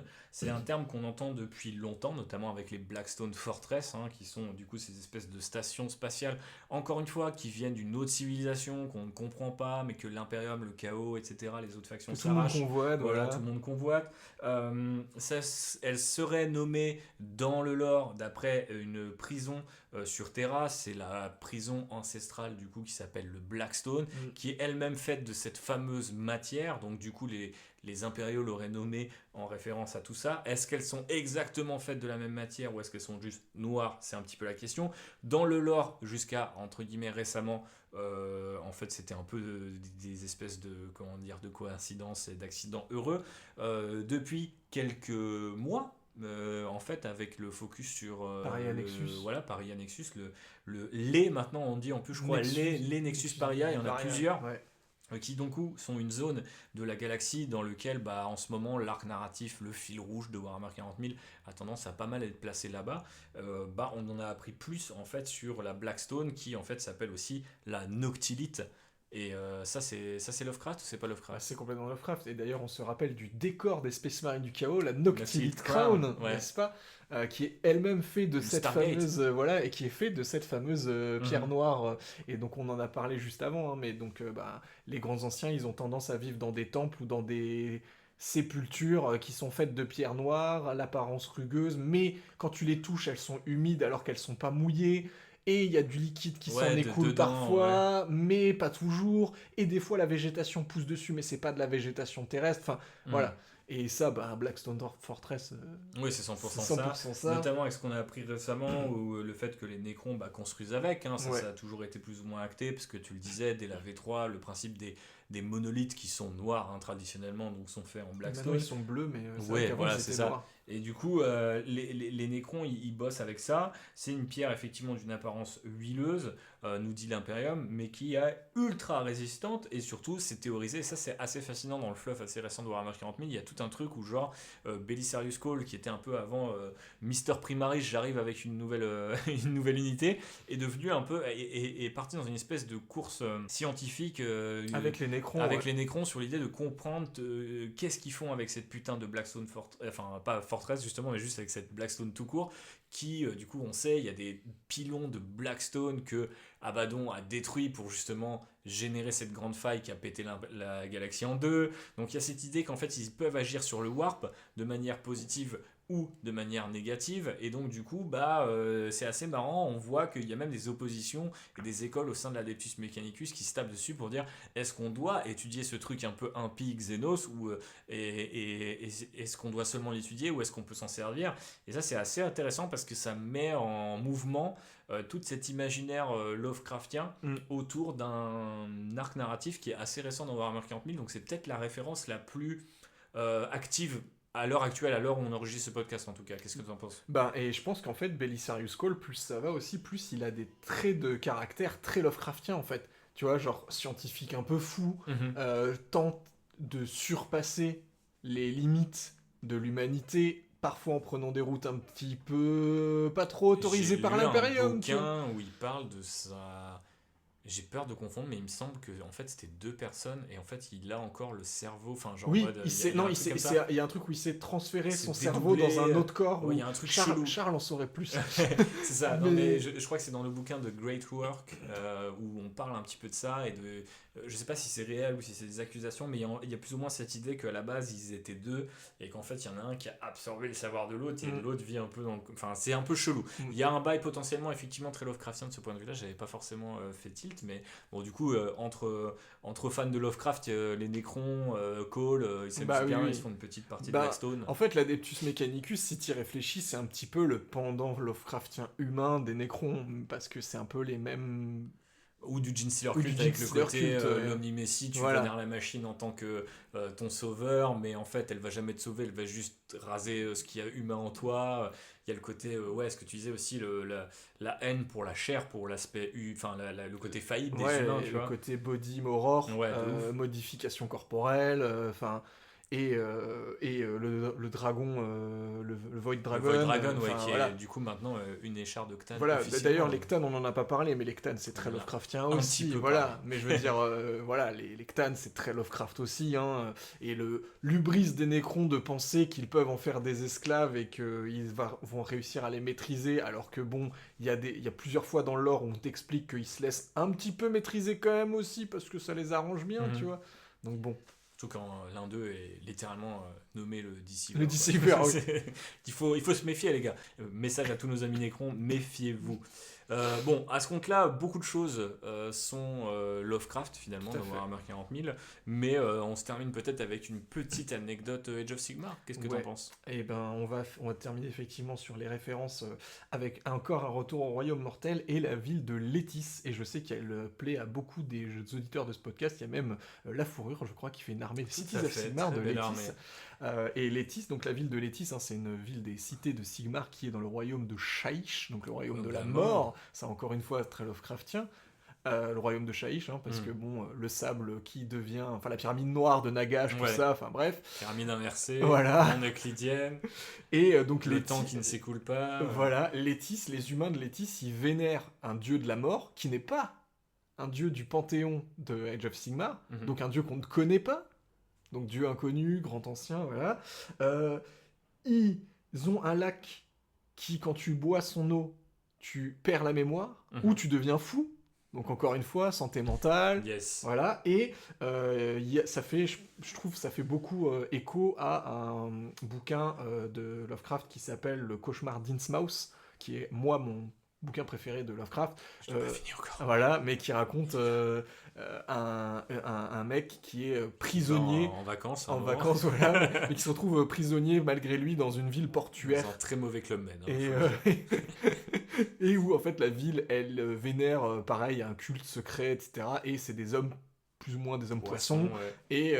Et en fait, je trouve la ville de Létis, quand tu regardes les artworks dans le Battletome ou les descriptions, ou le lac a été fait, ouais, je crois. Enfin, en tout cas, j'ai souvenir d'une illustration où tu vois les guerriers de Cité Sigmar avec le bouclier violet sur une espèce de ponton. C'est ça. Le lac, t'as vraiment l'impression que Cthulhu pourrait en sortir. Et t'as aussi une illustration genre des rues de la ville et où tu vois que tous les gens ils sont pâles, tu sais, ils sont un peu renfrognés sur eux-mêmes et tout. Avoir des écailles sur la gueule. Ouais, voilà, c'est très très Lovecraftien, je trouve.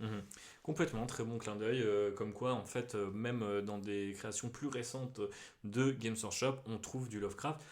Vous l'aurez compris, c'était assez facile de tirer un certain nombre de points communs entre ces deux univers, ceux de Lovecraft et ceux de Warhammer. On en a oublié un peu. Je pense qu'on en a oublié, donc n'hésitez pas à nous en donner en commentaire partout où vous le pouvez, et aussi peut-être à faire une forme de curation, parce que comme on le voit quand on disait, en fait, l'Adeptus Mechanicus, c'est Lovecraftien, en fait, tout peut être potentiellement qualifié de Lovecraftien, ce qui à la fois rend la chose assez fascinante, mais peut-être aussi parfois assez stérile si on rentre un peu dans les débats de ce qui est Lovecraftien ou non. Mais je pense que, outre ce qui est nommé vraiment le verbatim repris tel quel de l'œuvre de Lovecraft, on a un certain nombre de concepts, comme le culte Gene Stealer et tout, qui ne trompent pas, et qui nous prouvent que parmi les références de Warhammer 40 000, il y a effectivement du Lovecraft, que ça soit de manière directe ou de manière, sans doute, c'est plus souvent le cas, détournée.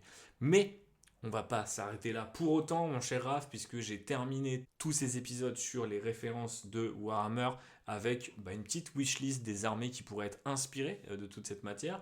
Et donc, je voulais savoir, toi, si tu devais faire une ou des armées, ou même des projets, on parle d'armées, mais ça pourrait très bien en fait être un truc plus thématique, plus resserré, une kill team, une bande Warcry, que sais-je, inspiré de Lovecraft, qu'est-ce que tu nous bricolerais ? Mais écoute, moi j'en ai déjà une, non. En fait, la Death Guard. En fait, tu parlais tout à l'heure d'un mec qui fait de la Death Guard inspiré de BioShock avec des tentacules, etc. Moi, ça a été quand j'ai commencé la Death Guard, j'étais parti sur ça en fait à la base. Je m'étais dit ouais, je vais faire une Death Guard, machin. Bon après, flemme de convertir la moindre de mes figues. Surtout qu'en plus, si vous avez déjà eu un kit de Plague Marine entre les mains, en fait le kit est tellement bien que t'as presque pas envie de le convertir parce qu'il est déjà parfait. Ouais. Je pense qu'après, il y a un certain nombre de trucs que tu pourrais trouver, mais genre par exemple, il n'y a pas énormément de tridents dans la gamme Warhammer tout confondu. Alors il y en a dans Nurgle AOS. Ouais, Nurgle AOS, il y a 2-3 Slaneshi avec des tridents et des trucs comme ça, mais c'est pas comme si tu pouvais aller taper, tu vois, tu sais, comme par exemple quand j'ai fait mes isonettes et que je me suis inspiré justement des fameux de l'équipage de Davy Jones et du Hollandais Volant, c'est en mode les corsaires elfes noirs, c'est bon, ça part, tu vois, ça ressemble à ça. Ils ont déjà de la peau de poisson ou des cailles de monstres marins sur eux. T'as des références, etc. Bon, transformer du Death Guard en Death Guard aquatique, ça se fait, mais à mon avis, c'est pas si facile. Non. Et du coup, donc j'ai abandonné un peu ça, mais ça aurait été une belle armée, je pense. Et sinon, j'en ai plein des idées, mais on va en parler, mais. On est là pour ça. Voilà, une armée. Alors donc vous le savez peut-être, à l'heure où on enregistre ce podcast, on a un nouvel index démon du chaos qui est sorti, avec un détachement propre à Be'lakor. Et du coup je me suis dit, mais imagine Be'lakor c'est un grand ancien. Et du coup tu fais une armée où tu prends Be'lakor ou un Kuntas Be'lakor que tu aurais converti, ou alors tu t'es acheté un proxy 3D, enfin en impression 3D de Cthulhu par exemple, ça existe à l'échelle Warhammer, et en fait tu utilises ce nouveau détachement pour représenter un culte à un grand ancien, et du coup tu peux utiliser, vu que maintenant dans ce détachement tu peux mixer c'est pour AOS 40 000 Non, 40 000, parce que tu peux mixer les Space Marines du chaos et les démons, tu peux prendre du cultiste, du cultiste déformé, là j'ai oublié leur nom, Accursed cultiste, de la cohorte, c'est quoi, la Dark Commune, la sombre commune.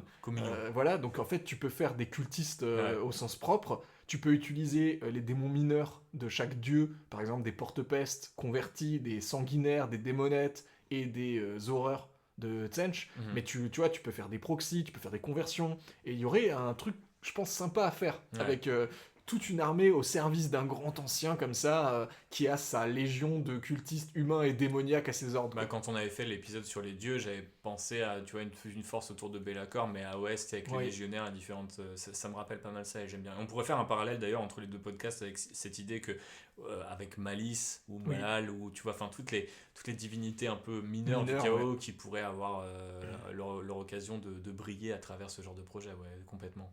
T'en as d'autres? Ouais, tout à fait. J'aurais, là, si on va dans une vibe complètement différente, mais on en parlait tout à l'heure, la nouvelle Reanimator, donc avec cette histoire de réanimer les morts. Tu veux dire le Canoptech réanimateur ou... Bah, ça marche aussi. Oui, ça marche aussi. Bah là, vous prenez, on passe du côté d'AOS, mais vous prenez les Soulblight Gravelords, la nouvelle gamme, qui fourmille de zombies. Et là, on peut aller hyper loin en fait. Vous prenez là notamment la bande Underworld qui était hyper cool, qui était très Mary Shelley, Frankenstein, tu sais, Ouais, avec de un espèce de leader comme ça, Ouais. scientifique fou, et sa bande de zombies. Bah là, tu pousses le concept plus loin, tu fais une armée entière de l'équipe de scientifiques fous entre guillemets et leur cohorte de zombies qu'ils ont réanimés. Puis l'avantage c'est que bah maintenant t'as des dragons zombies, t'as la charrette macabre, donc avec ça fait vraiment le truc qui pousse les zombies, etc. Ouais, ouais. Donc là tu peux, je pense que tu peux faire une force entière juste à thème Bien, pas zombie, mal. quoi. Parce que c'est ça qui est bien avec les Soulblight, c'est que vous avez la thématique vampire, la thématique squelette et la thématique zombie. Vous pouvez soit jouer un Plus mix loup-garou. ou loup-garou, c'est vrai. Mm.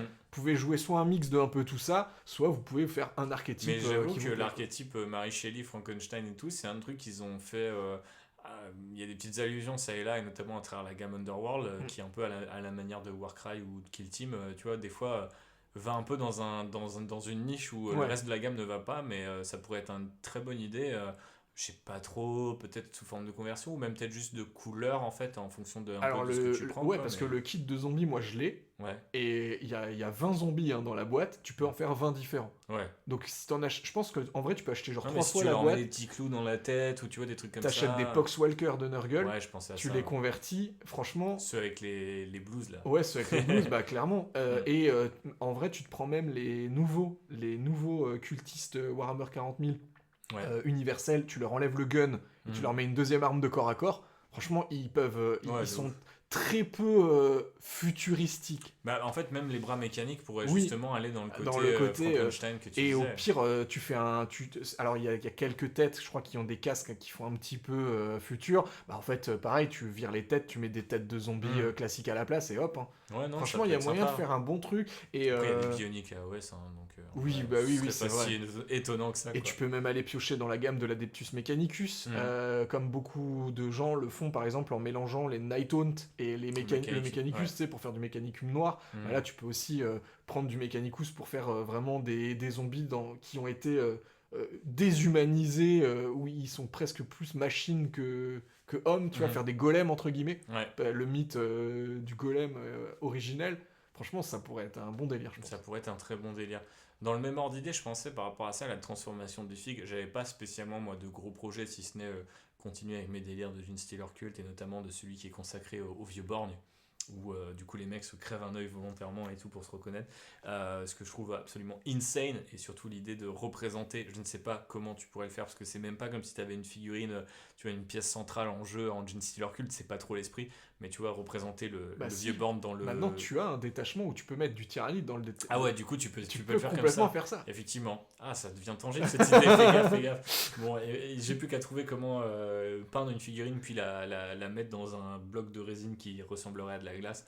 Mais du coup, ouais, non, ça j'aime beaucoup, comme je disais tout à l'heure. Mais un autre truc en fait qui m'est venu, un truc dont je me rappelle, c'est justement quand je travaillais sur mon armée idonette, que je ne sais pas si je vais continuer un jour ni même garder, mais du coup, dans cette idée de comment créer des créatures, en fait, moi j'aimais bien cette idée que dans le lore des idonettes, un enfant sur 10 naît avec une âme complète. Et du coup, il y a ce concept très bizarre de genre des espèces de zombies elfes enfin, ils sont très diminués, ils ont littéralement un handicap, ils n'ont pas Dieu, ils sont aveugles, parce que les yeux sont le reflet de l'âme, etc., etc.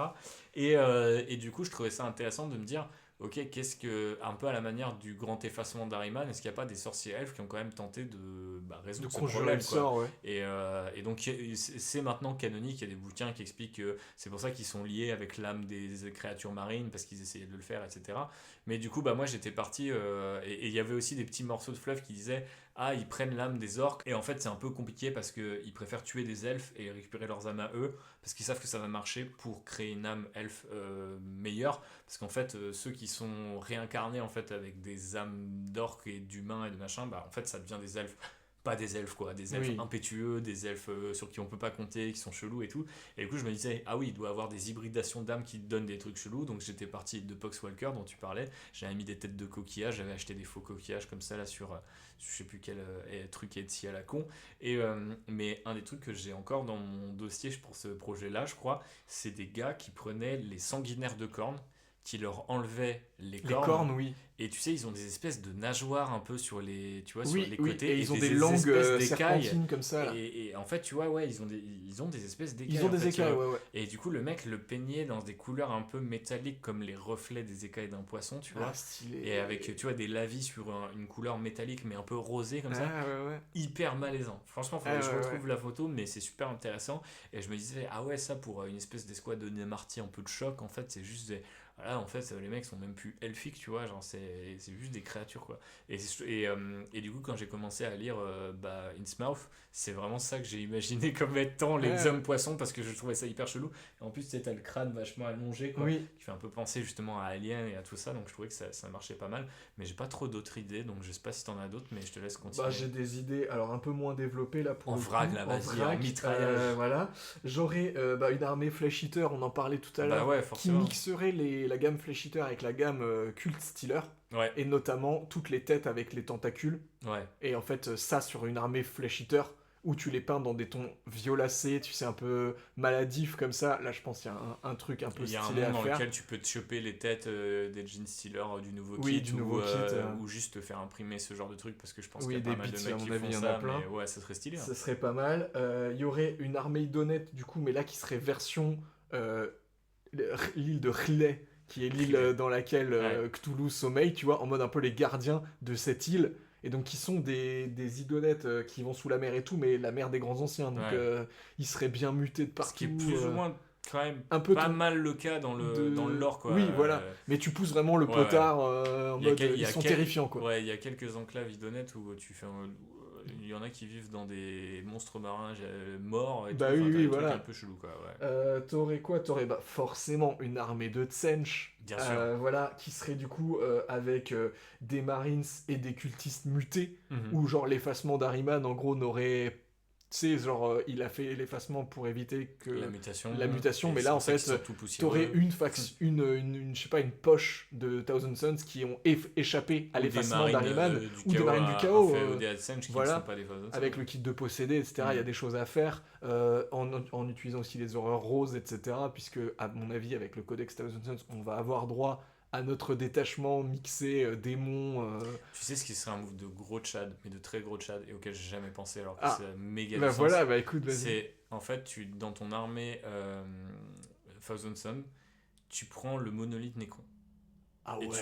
tu le peins aux couleurs des Thousand Tu le Suns, mets, et tu le mets sur le convertis- socle de Magnus. Ouais, ou ou Enfin, tu vois, tu lui mets ou des du guns, démon majeur. tu mets des guns qui font KO, ou t'enlèves tu prends limite même le vieux, tu vois, Oui, le vieux, ouais, qui est plus petit, ouais. plus pyramidal, etc. Et tu le kuntas en, je sais pas, un super lourd ou un truc comme ça du KO. En et vrai, genre, non, tu peux tu en duc du le changement. mets à l'envers, ou Parce un que truc du c'est changement. le ouais. même taille de socle. Ouais, donc, ouais, il y a moyen de faire un truc quand même autour de ça pour renforcer le côté théorie des anciens astronautes, etc.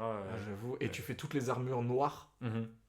Ouais, un truc autour de la Blackstone, où tu peux te faire une faction Tsench / Thousand Suns qui peut être super intéressante, quoi. Et avec des créatures ou non, parce qu'en fait le truc géométrique, je repense à ça parce qu'on enregistre le jour où ils viennent de reveal une nouvelle unité pour les Oui. Thousand Suns qui sont assez statiques, Les etc. automatas, Ouais, ouais. je sais pas trop quoi en penser, mais du coup il y a un côté genre ah ouais, ça ouvre une espèce d'autre dimension dans la gamme Thousand Suns et c'est assez intéressant, c'est Mm. assez nouveau. C'est une peut-être- prise de risque. Moi, j'aime bien. Ouais, c'est ça. C'est que moi, je sais pas trop quoi en penser, mais j'ai l'impression aussi parce que du coup, ça va dans d'autres délires. D'ailleurs, ils sont peints de couleur osseuse, qui va pas avec Ouais. le reste de la Et il gamme. y a juste les stries jaunes et Ouais, c'est bleues, ça. mais c'est Donc, tout. c'est assez curieux ce qu'ils ont fait avec ça. Peut-être qu'il y aura d'autres couleurs qui seront plus conventionnelles.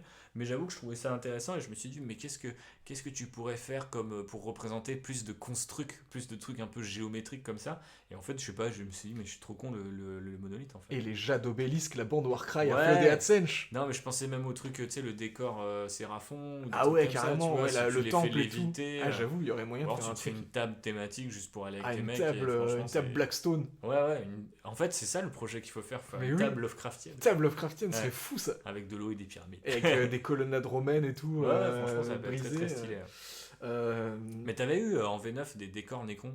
Oui, C'est les qui étaient des pylônes, là, les comme ça, à pylônes. moitié détruits. À l'intérieur, tu voyais les structures. Bah, le roi silencieux Très, très aussi, cool. il a 2 pylônes Ouais, ouais, avec il lui. est assez classe de ce point de vue-là. Et puis bah voilà, pour les armées, c'est à peu près tout. Après, ben, en fait, Une armée Nécron, une armée une armée tyrannide. tyrannide, voilà. Et en fait, c'est ce qu'on disait un peu pendant, et ce qu'on a répété pendant tout ce podcast, c'est que potentiellement, vous le voyez, l'influence de Lovecraft, elle est pas omniprésente, mais très présente dans l'univers de Warhammer. Donc en fait, potentiellement, je pense que, à part une armée de Space Marine, et encore, Mhm. vous pouvez prendre, je pense, n'importe quelle armée du jeu, en tout cas, Xenos et Chaos, et je pense que vous pouvez y trouver un moyen de la rendre Lovecraftienne qui vous parle, en fait, si vous avez consommé des écrits de Lovecraft, à mon avis, vous pouvez, je pense, extrapoler assez vite une fois que vous avez dépassé les choix, les premiers choix que sont le Cult Stealer, les Tyrannides, les Necrons, quoi. Bah ouais, totalement. Je pense qu'il y a moyen de trouver de quoi faire, même avec les Space Marines. Il me semble que dans les Space Marines, tu sais, Primaris, avec le nouveau chapitre qu'ils ont créé, il y en a un dont le logo, c'est un trident. Oui, c'est le préféré de Louise Sugden, là. Ouais, C'est les je sais pas du tout, et je pense que je vais pas les Dark retrouver. Kraken. Dark Kraken. C'est les Dark Kraken avec les bordures d'épaulettes violet Ouais. et qui ont un poulpe, enfin une sèche Ouais, c'est ça. blanche. Je sais Et pas c'est un pourquoi je pensais à successeur trident. des Salamanders, je crois. Je suis pas sûr. Salamanders, ouais, ou ouais, je me demande s'il n'y a pas un truc genre chelou, genre je me demande si c'est pas celui-là, je confonds peut-être avec un autre où tu sais, en fait ils mettent Dark Angel et t'es en mode genre quel est le rapport, mais tu sais, des fois ils aiment bien faire ça pour Oui. justement que toi tu trouves le rapport. Mais oui. Du coup, j'avoue que je pense que ça peut être sympa, ouais, d'imaginer c'est quoi les rituels pour entrer dans un chapitre comme ça. Enfin, ouais, en vrai, tout est. Je crois que c'est deux univers qui sont fondamentalement hyper compatibles et c'est pour ça qu'on a pu trouver plein de parallèles en seulement une petite heure et demie de podcast. Donc on vous invite à faire de même, à nous rappeler éventuellement aux oublis qu'on aurait pu faire, mais aussi à nous proposer des projets plutôt très stylés. Avant de se quitter, Raph, je trouvais ça dommage qu'on se laisse, après avoir parlé autant de temps de Lovecraft, sans quelques recos de lecture ou même de visionnage ou même de jeu. Parce que en fait, s'il y a aussi un monde qui est vachement investi par les univers, les thèmes et les obsessions Lovecraftiennes, c'est quand même beaucoup de jeux vidéo aussi. Ouais. Donc je sais pas, est-ce que toi tu avais des trucs auxquels tu penses qu'il faut absolument lire, il faut absolument... si tu retiens genre 2 nouvelles ou 2 récits, 3 récits Alors, de Lovecraft. donc je l'ai dit plus tôt, mais si je dois retenir un bouquin qui n'est pas l'appel de Cthulhu, en général, quand les gens vous disent lisez Lovecraft, ils vont vous dire lisez l'appel de Cthulhu parce que Ce qui est une toute petite nouvelle. oui, au final. qui est pas si grand. C'est assez ridicule le culte autour de l'œuvre, cette œuvre-là spécifiquement, face à l'immensité du reste de l'œuvre de Lovecraft. Parce que quand je l'ai lu, j'étais en mode ok, c'est bien, mais c'est même pas le truc le plus mystérieux ou le plus flippant du tout. Pas du tout, c'est mais même un peu. Enfin, hot take, mais genre, je trouve oui, que c'est même un peu tranquille par ouais, rapport. c'est clair, mais c'est plus l'iconographie et la Ouais, c'est figure ça. de Cthulhu qui a marqué les esprits. Bien sûr. Mais bref, donc si vous voulez et que vous ne l'avez pas lu, lisez l'appel de Cthulhu parce que tout le monde va vous le conseiller. Mais justement, moi je vous dirais, si ça vous intéresse et que vous voulez creuser un petit peu plus, j'en ai parlé un peu avant, mais le cauchemar d'Innsmouth, qui pour moi est le meilleur bouquin de Lovecraft, qui lui n'est pas une nouvelle, n'est vraiment un roman. C'est trop bien. C'est un petit roman. Oui, c'est un petit roman. C'est pas trop vénère. Tu l'as là, c'est quoi? Ouais. C'est une centaine de pages. Un peu Même plus, pas. Ouais, un peu Ouais. plus, mais... Et c'est à la fois du fantastique, de la SF, du polar. C'est. Ouais, il y a toute une dimension d'enquête au final. Ouais, voilà. J'ai lu, ça fait 240 pages. Voilà. Donc ça, c'est vraiment très très bien. Ensuite, après, en fait, aujourd'hui, Lovecraft, alors il est édité chez plein d'éditeurs, en plein de formats, grand format poche, avec les éditions où il y a François Baranger là, qui illustre, qui sont magnifiques, etc. En manga avec Gutanabe, qui est en train de tous littéralement de les refaire. Donc si vous préférez le style visuel plutôt que le roman, lisez-le en version manga. Ils sont très bien, moi je les ai tous, hein, franchement c'est très cool. Mais il y a un truc vraiment chouette là-dedans Ouais. d'ailleurs, de pouvoir approcher l'œuvre, la mythologie d'un auteur sous plein de formes différentes en fait. Ouais, Et c'est ça, c'est vraiment cool. vraiment très très cool. Le seul support qui manque justement aujourd'hui, c'est le cinéma. Mais Parce oui. qu'il n'y a pas de film littéralement. Ouais. Alors il y en a, mais c'est des trucs un peu obscurs, série Mhm. B comme tu disais, mais il n'y a pas un blockbuster Ouais. qui est le mythe de Cthulhu par exemple. Mais bref, si je reprends sur les bouquins, moi il y a 2 nouvelles qui sont très courtes pour le coup et que je vous conseille de lire. La première, c'est une nouvelle qui s'appelle Le Temple. J'adore, c'est mes Je, préférés. je suis sûr que c'est ta préférée. Pourquoi? Parce qu'il y a des sous-marins et des militaires allemands. Voilà, le cliché. Mais c'est pas faux. Mais non, assez poétique, assez flippante. Et puis ouais, le côté, ouais, enfin le fait que ça se passe dans un sous-marin, c'est. Oh, j'adore. Ouais. J'adore les films sous-marins et tout, et je pense que ça pourrait faire une putain d'adaptation en quoi que ce soit. Ça a En déjà vrai, été adapté en bande dessinée. Je Ouais, sais pas si tu le mais savais, tu vois, un truc à la Hammer and Bolter Ouais. anthologique Ouais. sur les nouvelles de Lovecraft, mais en version animée, ça pourrait être Ça incroyable. serait zinz. Et donc il y a Le Temple, qui est là pour le coup, c'est vraiment très court. Hein. Je crois que c'est une 50aine de pages, c'est vraiment Ouais, même très peut-être très un court. peu moins, ouais. Et une autre nouvelle qui est un peu moins connue, qui est La couleur tombée du ciel. Alors qui a été adaptée en film dégueulasse avec Nicolas Cage, je ne vous conseille pas cette Ah ouais, horreur. c'est pas terrible, non? Non, c'est nul à chier. Ouais. Mais par contre, la nouvelle est très cool. Ça parle de, ben, comme le nom l'indique, quelque chose qui tombe du ciel et qui provoque la panique, etc. Et une personne qui va essayer de comprendre le phénomène et devenir bien évidemment fou. Parce que voilà. Ça, c'est pour la lecture. Toi, est-ce que, en lecture, dans ce que tu...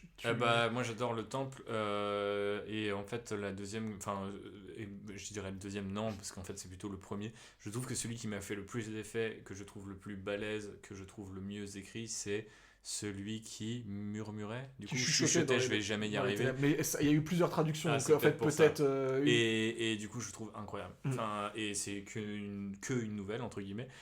Mais je trouve que le build-up est zinz, le reveal est zinz, c'est flippant alors que c'est une horreur un peu à l'ancienne. Il y a un côté aussi, on en a un petit peu parlé, on a beaucoup parlé du côté maritime. Il y a beaucoup la forêt aussi. Oui. Il y a beaucoup le côté rural, le côté abandonné dans lequel il vivait, quoi, finalement, et qui m'a vachement parlé. Et ouais, je trouve ça assez fascinant. Il y a des espèces d'hommes crabes chelous extraterrestres qui font beaucoup penser à des tyrannides. Non, franchement, moi j'avais été vachement marqué par ça. Et je vous ai un peu spoilé à la fin quand je vous ai parlé tout à l'heure d'un des grands poncifs de science-fiction que ça a créé. Et encore à ce jour, on pense que c'est le premier, voire même, le premier, ou en tout cas un des premiers à avoir imaginé ça. Et du coup, ouais, non, je le trouve vraiment incroyable. Et je me souviens vraiment kiffer et être au bord de la piscine et me dire je peux m'arrêter, j'ai envie de savoir la fin, tu vois. Ouais. Et il est assez un peu comme ça, un peu de page turner, tu vois, mais pas dans un côté trop putassier. Et je me suis un peu surpris après avoir terminé le bouquin à regarder quand même un peu derrière moi. Enfin, je trouve qu'il y a un côté un peu malaisant. Il y a certaines de ces nouvelles notamment, et en fait elles marchent hyper bien parce qu'elles sont très courtes et le setup payoff, donc la mise en place et la récompense, enfin la révélation, elles arrivent mais tu t'y attends absolument pas et t'es en mode wow. Ouais, il s'est passé quoi et je me souviens, bah ouais, tu vois, je te dis, j'étais au bord de la piscine, j'étais en vacances avec mes beaux-parents et enfin, tu vois, c'était en mode genre la sieste de mes neveux et nièces, j'étais peinard. Et d'un coup, je commence à frissonner, tu vois, presque un peu d'effroi, de me dire, ouais, il se passe quoi. Et j'avais beaucoup aimé aussi toute l'approche, enfin, tout le cycle là autour des chats. Ouais, c'est très bizarre, mais je trouve que ça nuançait un petit peu. Et cette piscine avait une espèce de, tu vois, de petit jet d'eau, de fontaine qui faisait un peu, tu vois, un bruit blanc, le bruit blanc de l'eau, comme disait OSS 117. Et du coup, j'étais, tu vois, en fin de soirée, tu vois, l'été, avec mon petit verre de rosé là, j'étais trop bien à lire ça. Et c'est très bien pour les vacances Lovecraft en vrai. Bah du coup t'as un peu de tout quoi. Bon après ça peut être c'est très comment dirais-je, je trouve que t'as tendance à enchaîner parce que c'est assez court. Il faut faire quand même attention soi-même à sa propre santé mentale parce que c'est quand même Warhammer très c'est grim dark et moi je trouve qu'il y a limite un côté cathartique à le consommer, mais on réinvestit un côté créatif alors que là c'est un mec qui te dit franchement, la vie n'a aucun putain de sens. Et genre, si t'es toi-même dépressif, c'est pas Ah ouais, forcément le meilleur truc à lire. Mais moi, du coup, vous l'aurez compris, c'est un truc que Raphaël m'a transmis et relativement récemment. Moi, j'ai bouffé en fait justement tout ce côté Mm. héritier, réinterprétation, avant de lire l'œuvre. Et en fait, je m'y suis intéressé parce que j'ai bossé pour un studio qui s'appelle Tindalos Interactive. Alors, Tindalos, ça n'a pas été créé, je crois, par Lovecraft lui-même, c'est mais Mm. par ses héritiers, mais héritiers littéraires, j'entends.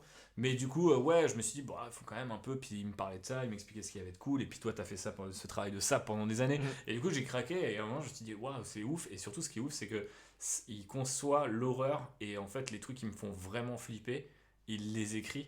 Alors que du coup, j'ai rarement peur en lisant, tu vois. Ouais, Alors qu'en jouant ou devant un film, c'est assez facile, oui. mais en lisant, c'est ouais, non, ça va. Et en fait, là, j'étais en mode, genre, ouais, l'espèce d'angoisse existentielle que moi je vis un peu au quotidien, malheureusement. Et je trouve qu'il écrit super bien Mm. ça. Et aussi, tu as parlé des trucs de sommeil. Ouais. Et ça fait longtemps que j'en ai pas fait, mais pendant des années, je faisais Paralysie du des sommeil. paralysies du sommeil. Mm. Et du coup, ça, c'est un truc qui semble avoir. Enfin, beaucoup de gens supposent qu'il en faisait aussi parce Oui. qu'il décrit des trucs qui. Alors après, il y a des textes antiques, de la Grèce antique qui parlent de la paralysie du sommeil. Donc en fait, visiblement, c'est un truc dont les humains ont toujours, entre guillemets, souffert. Mais c'est un truc, le côté rêve, le côté. T'es prisonnier de ton propre corps, ça m'avait vraiment frappé, quoi. Ben, et je sais plus quelle nouvelle, mais parle vraiment à 100% de ça. J'ai plus le titre, mais je pense que il y en c'est a celle-là une que j'ai qui en lue parle. parce que. Il y a une œuvre que tu parles de trucs hyper dark et tout machin. Il y a une œuvre que je vous à la fois conseille parce qu'elle est incroyable et déconseille si vous êtes un petit peu trop déjà dépressif.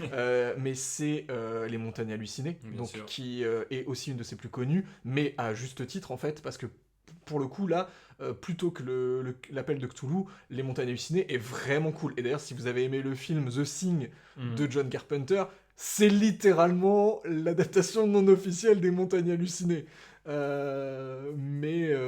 Et ça a failli être adapté par Guillermo del Toro dans les années 2000. Ça aurait été incroyable. Il y a d'ailleurs un truc qui traîne sur internet, un prévise, donc avec des espèces d'effets spéciaux pas finis, où on voit un humain cultif se transformer en créature. C'est abominable, enfin, c'est dégueulasse. Ça aurait été trop bien. Ça aurait été un truc. Et je pense que Del Toro est vraiment le candidat parfait pour ça. Bah justement, tu me parlais de films qui pourraient correspondre.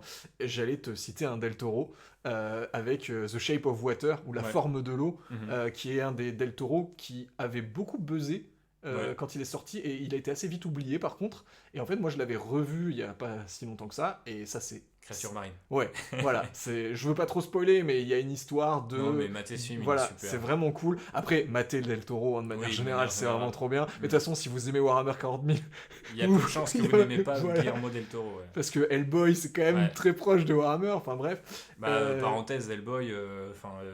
Du coup, Mike Mignola est lui-même aussi inspiré par Edgar Allan Poe, qui et du coup ils ont une espèce de c'est des admirateurs du même gars, et du coup c'est marrant parce que lui prend des trucs de Poe, c'est même souvent il cite explicitement ses récits, ses écrits, et du coup il y a en même temps des créatures et des mythes Lovecraftiens dans la Hellboy, quoi. Du coup c'est un mélange assez parfait, quoi. Donc The Shape of Water, donc La forme de l'eau, très cool, et The Mist, film d'horreur qui est inspiré d'une nouvelle de Stephen King, mais on l'a dit tout à l'heure, Stephen King est un petit peu inspiré de Lovecraft aussi, et notamment si vous aimez le bestiaire Lovecraftien, et ben dans The Mist vous allez bien manger. Par contre, petit trigger warning, ne regardez pas The Mist si vous n'êtes pas de bonne humeur, parce que c'est extrêmement déprimant aussi. Voilà. Alors, dans l'idée des films, sinon, on pourrait aussi recommander de rejeter un œil, une fois que vous avez découvert Lovecraft, à Prometheus, qui du coup est vachement plus Lovecraft que Alien l'est, et notamment le parallèle avec les montagnes hallucinées, le fait qu'il y ait peut-être une espèce qui serve une autre espèce, etc. Enfin, c'est assez marrant. Il y a un bon podcast Aliens qui s'appelle The Perfect Organism, donc c'est en anglais, mais du coup ils ont fait toute une saga sur les parallèles entre Lovecraft et Alien, donc si vous voulez écouter ça, c'est vraiment très très cool. Et je pense que de manière générale, la saga Alien, il y a beaucoup de concepts là-dessus. À quoi je pourrais penser d'autre ? Non, franchement, en film, malheureusement, comme tu le disais, je pense qu'on attend l'équivalent Seigneur des Anneaux par Jackson pour Lovecraft, quoi. En fait, on aimerait bien qu'il y ait au moins une fois, peut-être un de ses plus grands écrits, que ça soit l'Appel de Cthulhu ou Les Montagnes hallucinées ou même Innsmouth. Je pense que ça pourrait faire, même en série, tu vois, même en espèce de série Max, tu vois, un truc un peu avec du budget, avec un peu de talent, je pense que ça pourrait faire des trucs. Après, comme on le dit, ça a été adapté de multiples fois, certains directement, mais voilà, ce serait pas non plus nouveau. Mais je pense que Evil Dead aussi, c'est un peu une adaptation de Lovecraft. À travers le livre, à travers l'objet. Ouais, puis la possession, machin, enfin bref. Mais ça manque. Ça manque, clairement. Est-ce que du côté du jeu vidéo, t'avais des refs? Ouais, mon jeu préféré de tous les temps, BioShock. Bien sûr. Voilà, BioShock, c'est plein de choses, mais c'est avant tout très Lovecraftien. Ça se passe sous la mer, ça parle d'expérimentation génétique, ça parle de culte de la personnalité, ça parle de misanthropie, de racisme, ça parle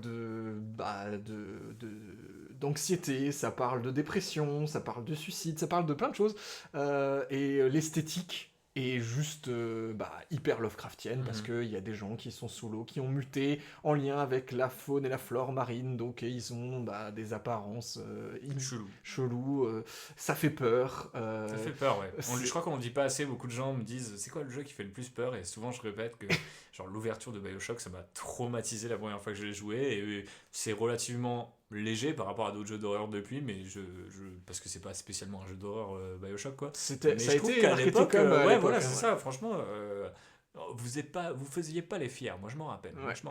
Mais bref, jouer à BioShock, de toute façon, ça c'est un conseil que je donnerai toujours, jouer à BioShock, c'est trop bien. Et il y a ensuite un très bon jeu d'exploration qui s'appelle The Vanishing of Ethan Carter. Wow, ok. Je sais pas si vous connaissez. Moi non. Voilà, mais c'est ce qu'on appelle un walking simulator. Donc je sais pas comment c'est traduit en français, mais c'est un simulateur de marche, j'imagine. Et où en gros vous êtes dans une vue à la première personne ou à la troisième personne en fonction. Et tu te balades, voilà. Et en fait, vous avez pas il n'y a pas de gameplay au sens vous devez pas combattre ou en fait vous promenez et vous récupérez des objets. Un peu comme Firewatch par exemple. Oui, voilà, exactement. C'est exactement le même genre de jeu, c'est-à-dire vous avez un inventaire, vous récupérez des objets qui vous servent à ouvrir des portes ou voilà. Et The Vanishing of Ethan Carter, c'est comme son nom l'indique, la disparition d'un petit garçon qui s'appelle Ethan Carter, et vous jouez son père qui veut savoir où est passé son fils, et il se rend au fin fond du trou du cul de l'Amérique profonde, dans une petite bourgade, dans une petite bourgade avec quelques pauvres habitants qui semblent vénérer un truc on sait pas trop quoi, et c'est là où il a trouvé la dernière trace de son fils. Et je vous en dis pas plus parce que ça spoilerait, mais en tout cas, très bon jeu, pas très long à faire en plus, et très Lovecraftien pour le coup. Ok, pas mal. De toute façon, il doit être à 10 balles sur Steam. Oui, c'est ça, j'allais dire, il y a pas mal de petits jeux avec des ambiances Lovecraftiennes quand même assez balèzes. C'était quoi le jeu de pêche qui était sorti avec un délire Très bon aussi, Dredge. Et d'ailleurs, si vous êtes sur PC, sur Steam, il y a littéralement une catégorie de jeux qui s'appelle Lovecraft. C'est vrai ? Oui. Ah, c'est une bonne anecdote. Voilà, donc cool. Si vous cherchez, il y a une catégorie, alors soit c'est Lovecraftian Horror ou Lovecraftian Game, je sais plus, mais en gros, il y a littéralement une catégorie Steam qui existe. Je savais pas du tout. Mais et dedans, il y a un peu tout et n'importe quoi, par contre. Oui, mais bref, on revient à cette définition un peu flottante de ce qu'est l'horreur Lovecraftienne. Mais Dredge, Dredge, c'est cool. Il y a Call of the Sea aussi. Call of the Sea, trop bien aussi. Ok, je l'ai sur mon PC. J'ai commencé, mais j'ai pas terminé. Fais-le, en vrai, il faut que je le fasse. Trop cool. Mais oui, du coup, c'est toi qui me l'avais conseillé. Enfin, les deux jeux-là, dont je les ai. En fait, les jeux Lovecraftiens, j'en ai fait un paquet. C'est ça, t'es un peu mon bêta-testeur de ce point de vue-là. Et il y a aussi malheureusement beaucoup de très mauvais jeux. J'imagine que tu peux te baser sur les trucs. Après, du côté triple A, peut-être qu'un jeu, c'est pas peut-être, mais genre en fait tout le Remedyverse, il y a beaucoup de trucs Lovecraftiens dans Alan Wake par exemple. Oui, c'est littéralement un auteur qui va dans l'Amérique profonde pour écrire son nouveau roman et il arrive des trucs chelous, il y a des cultes dans la forêt, donc en fait je pense qu'on est dedans. Il y a tout un rapport avec l'eau aussi qui est assez important.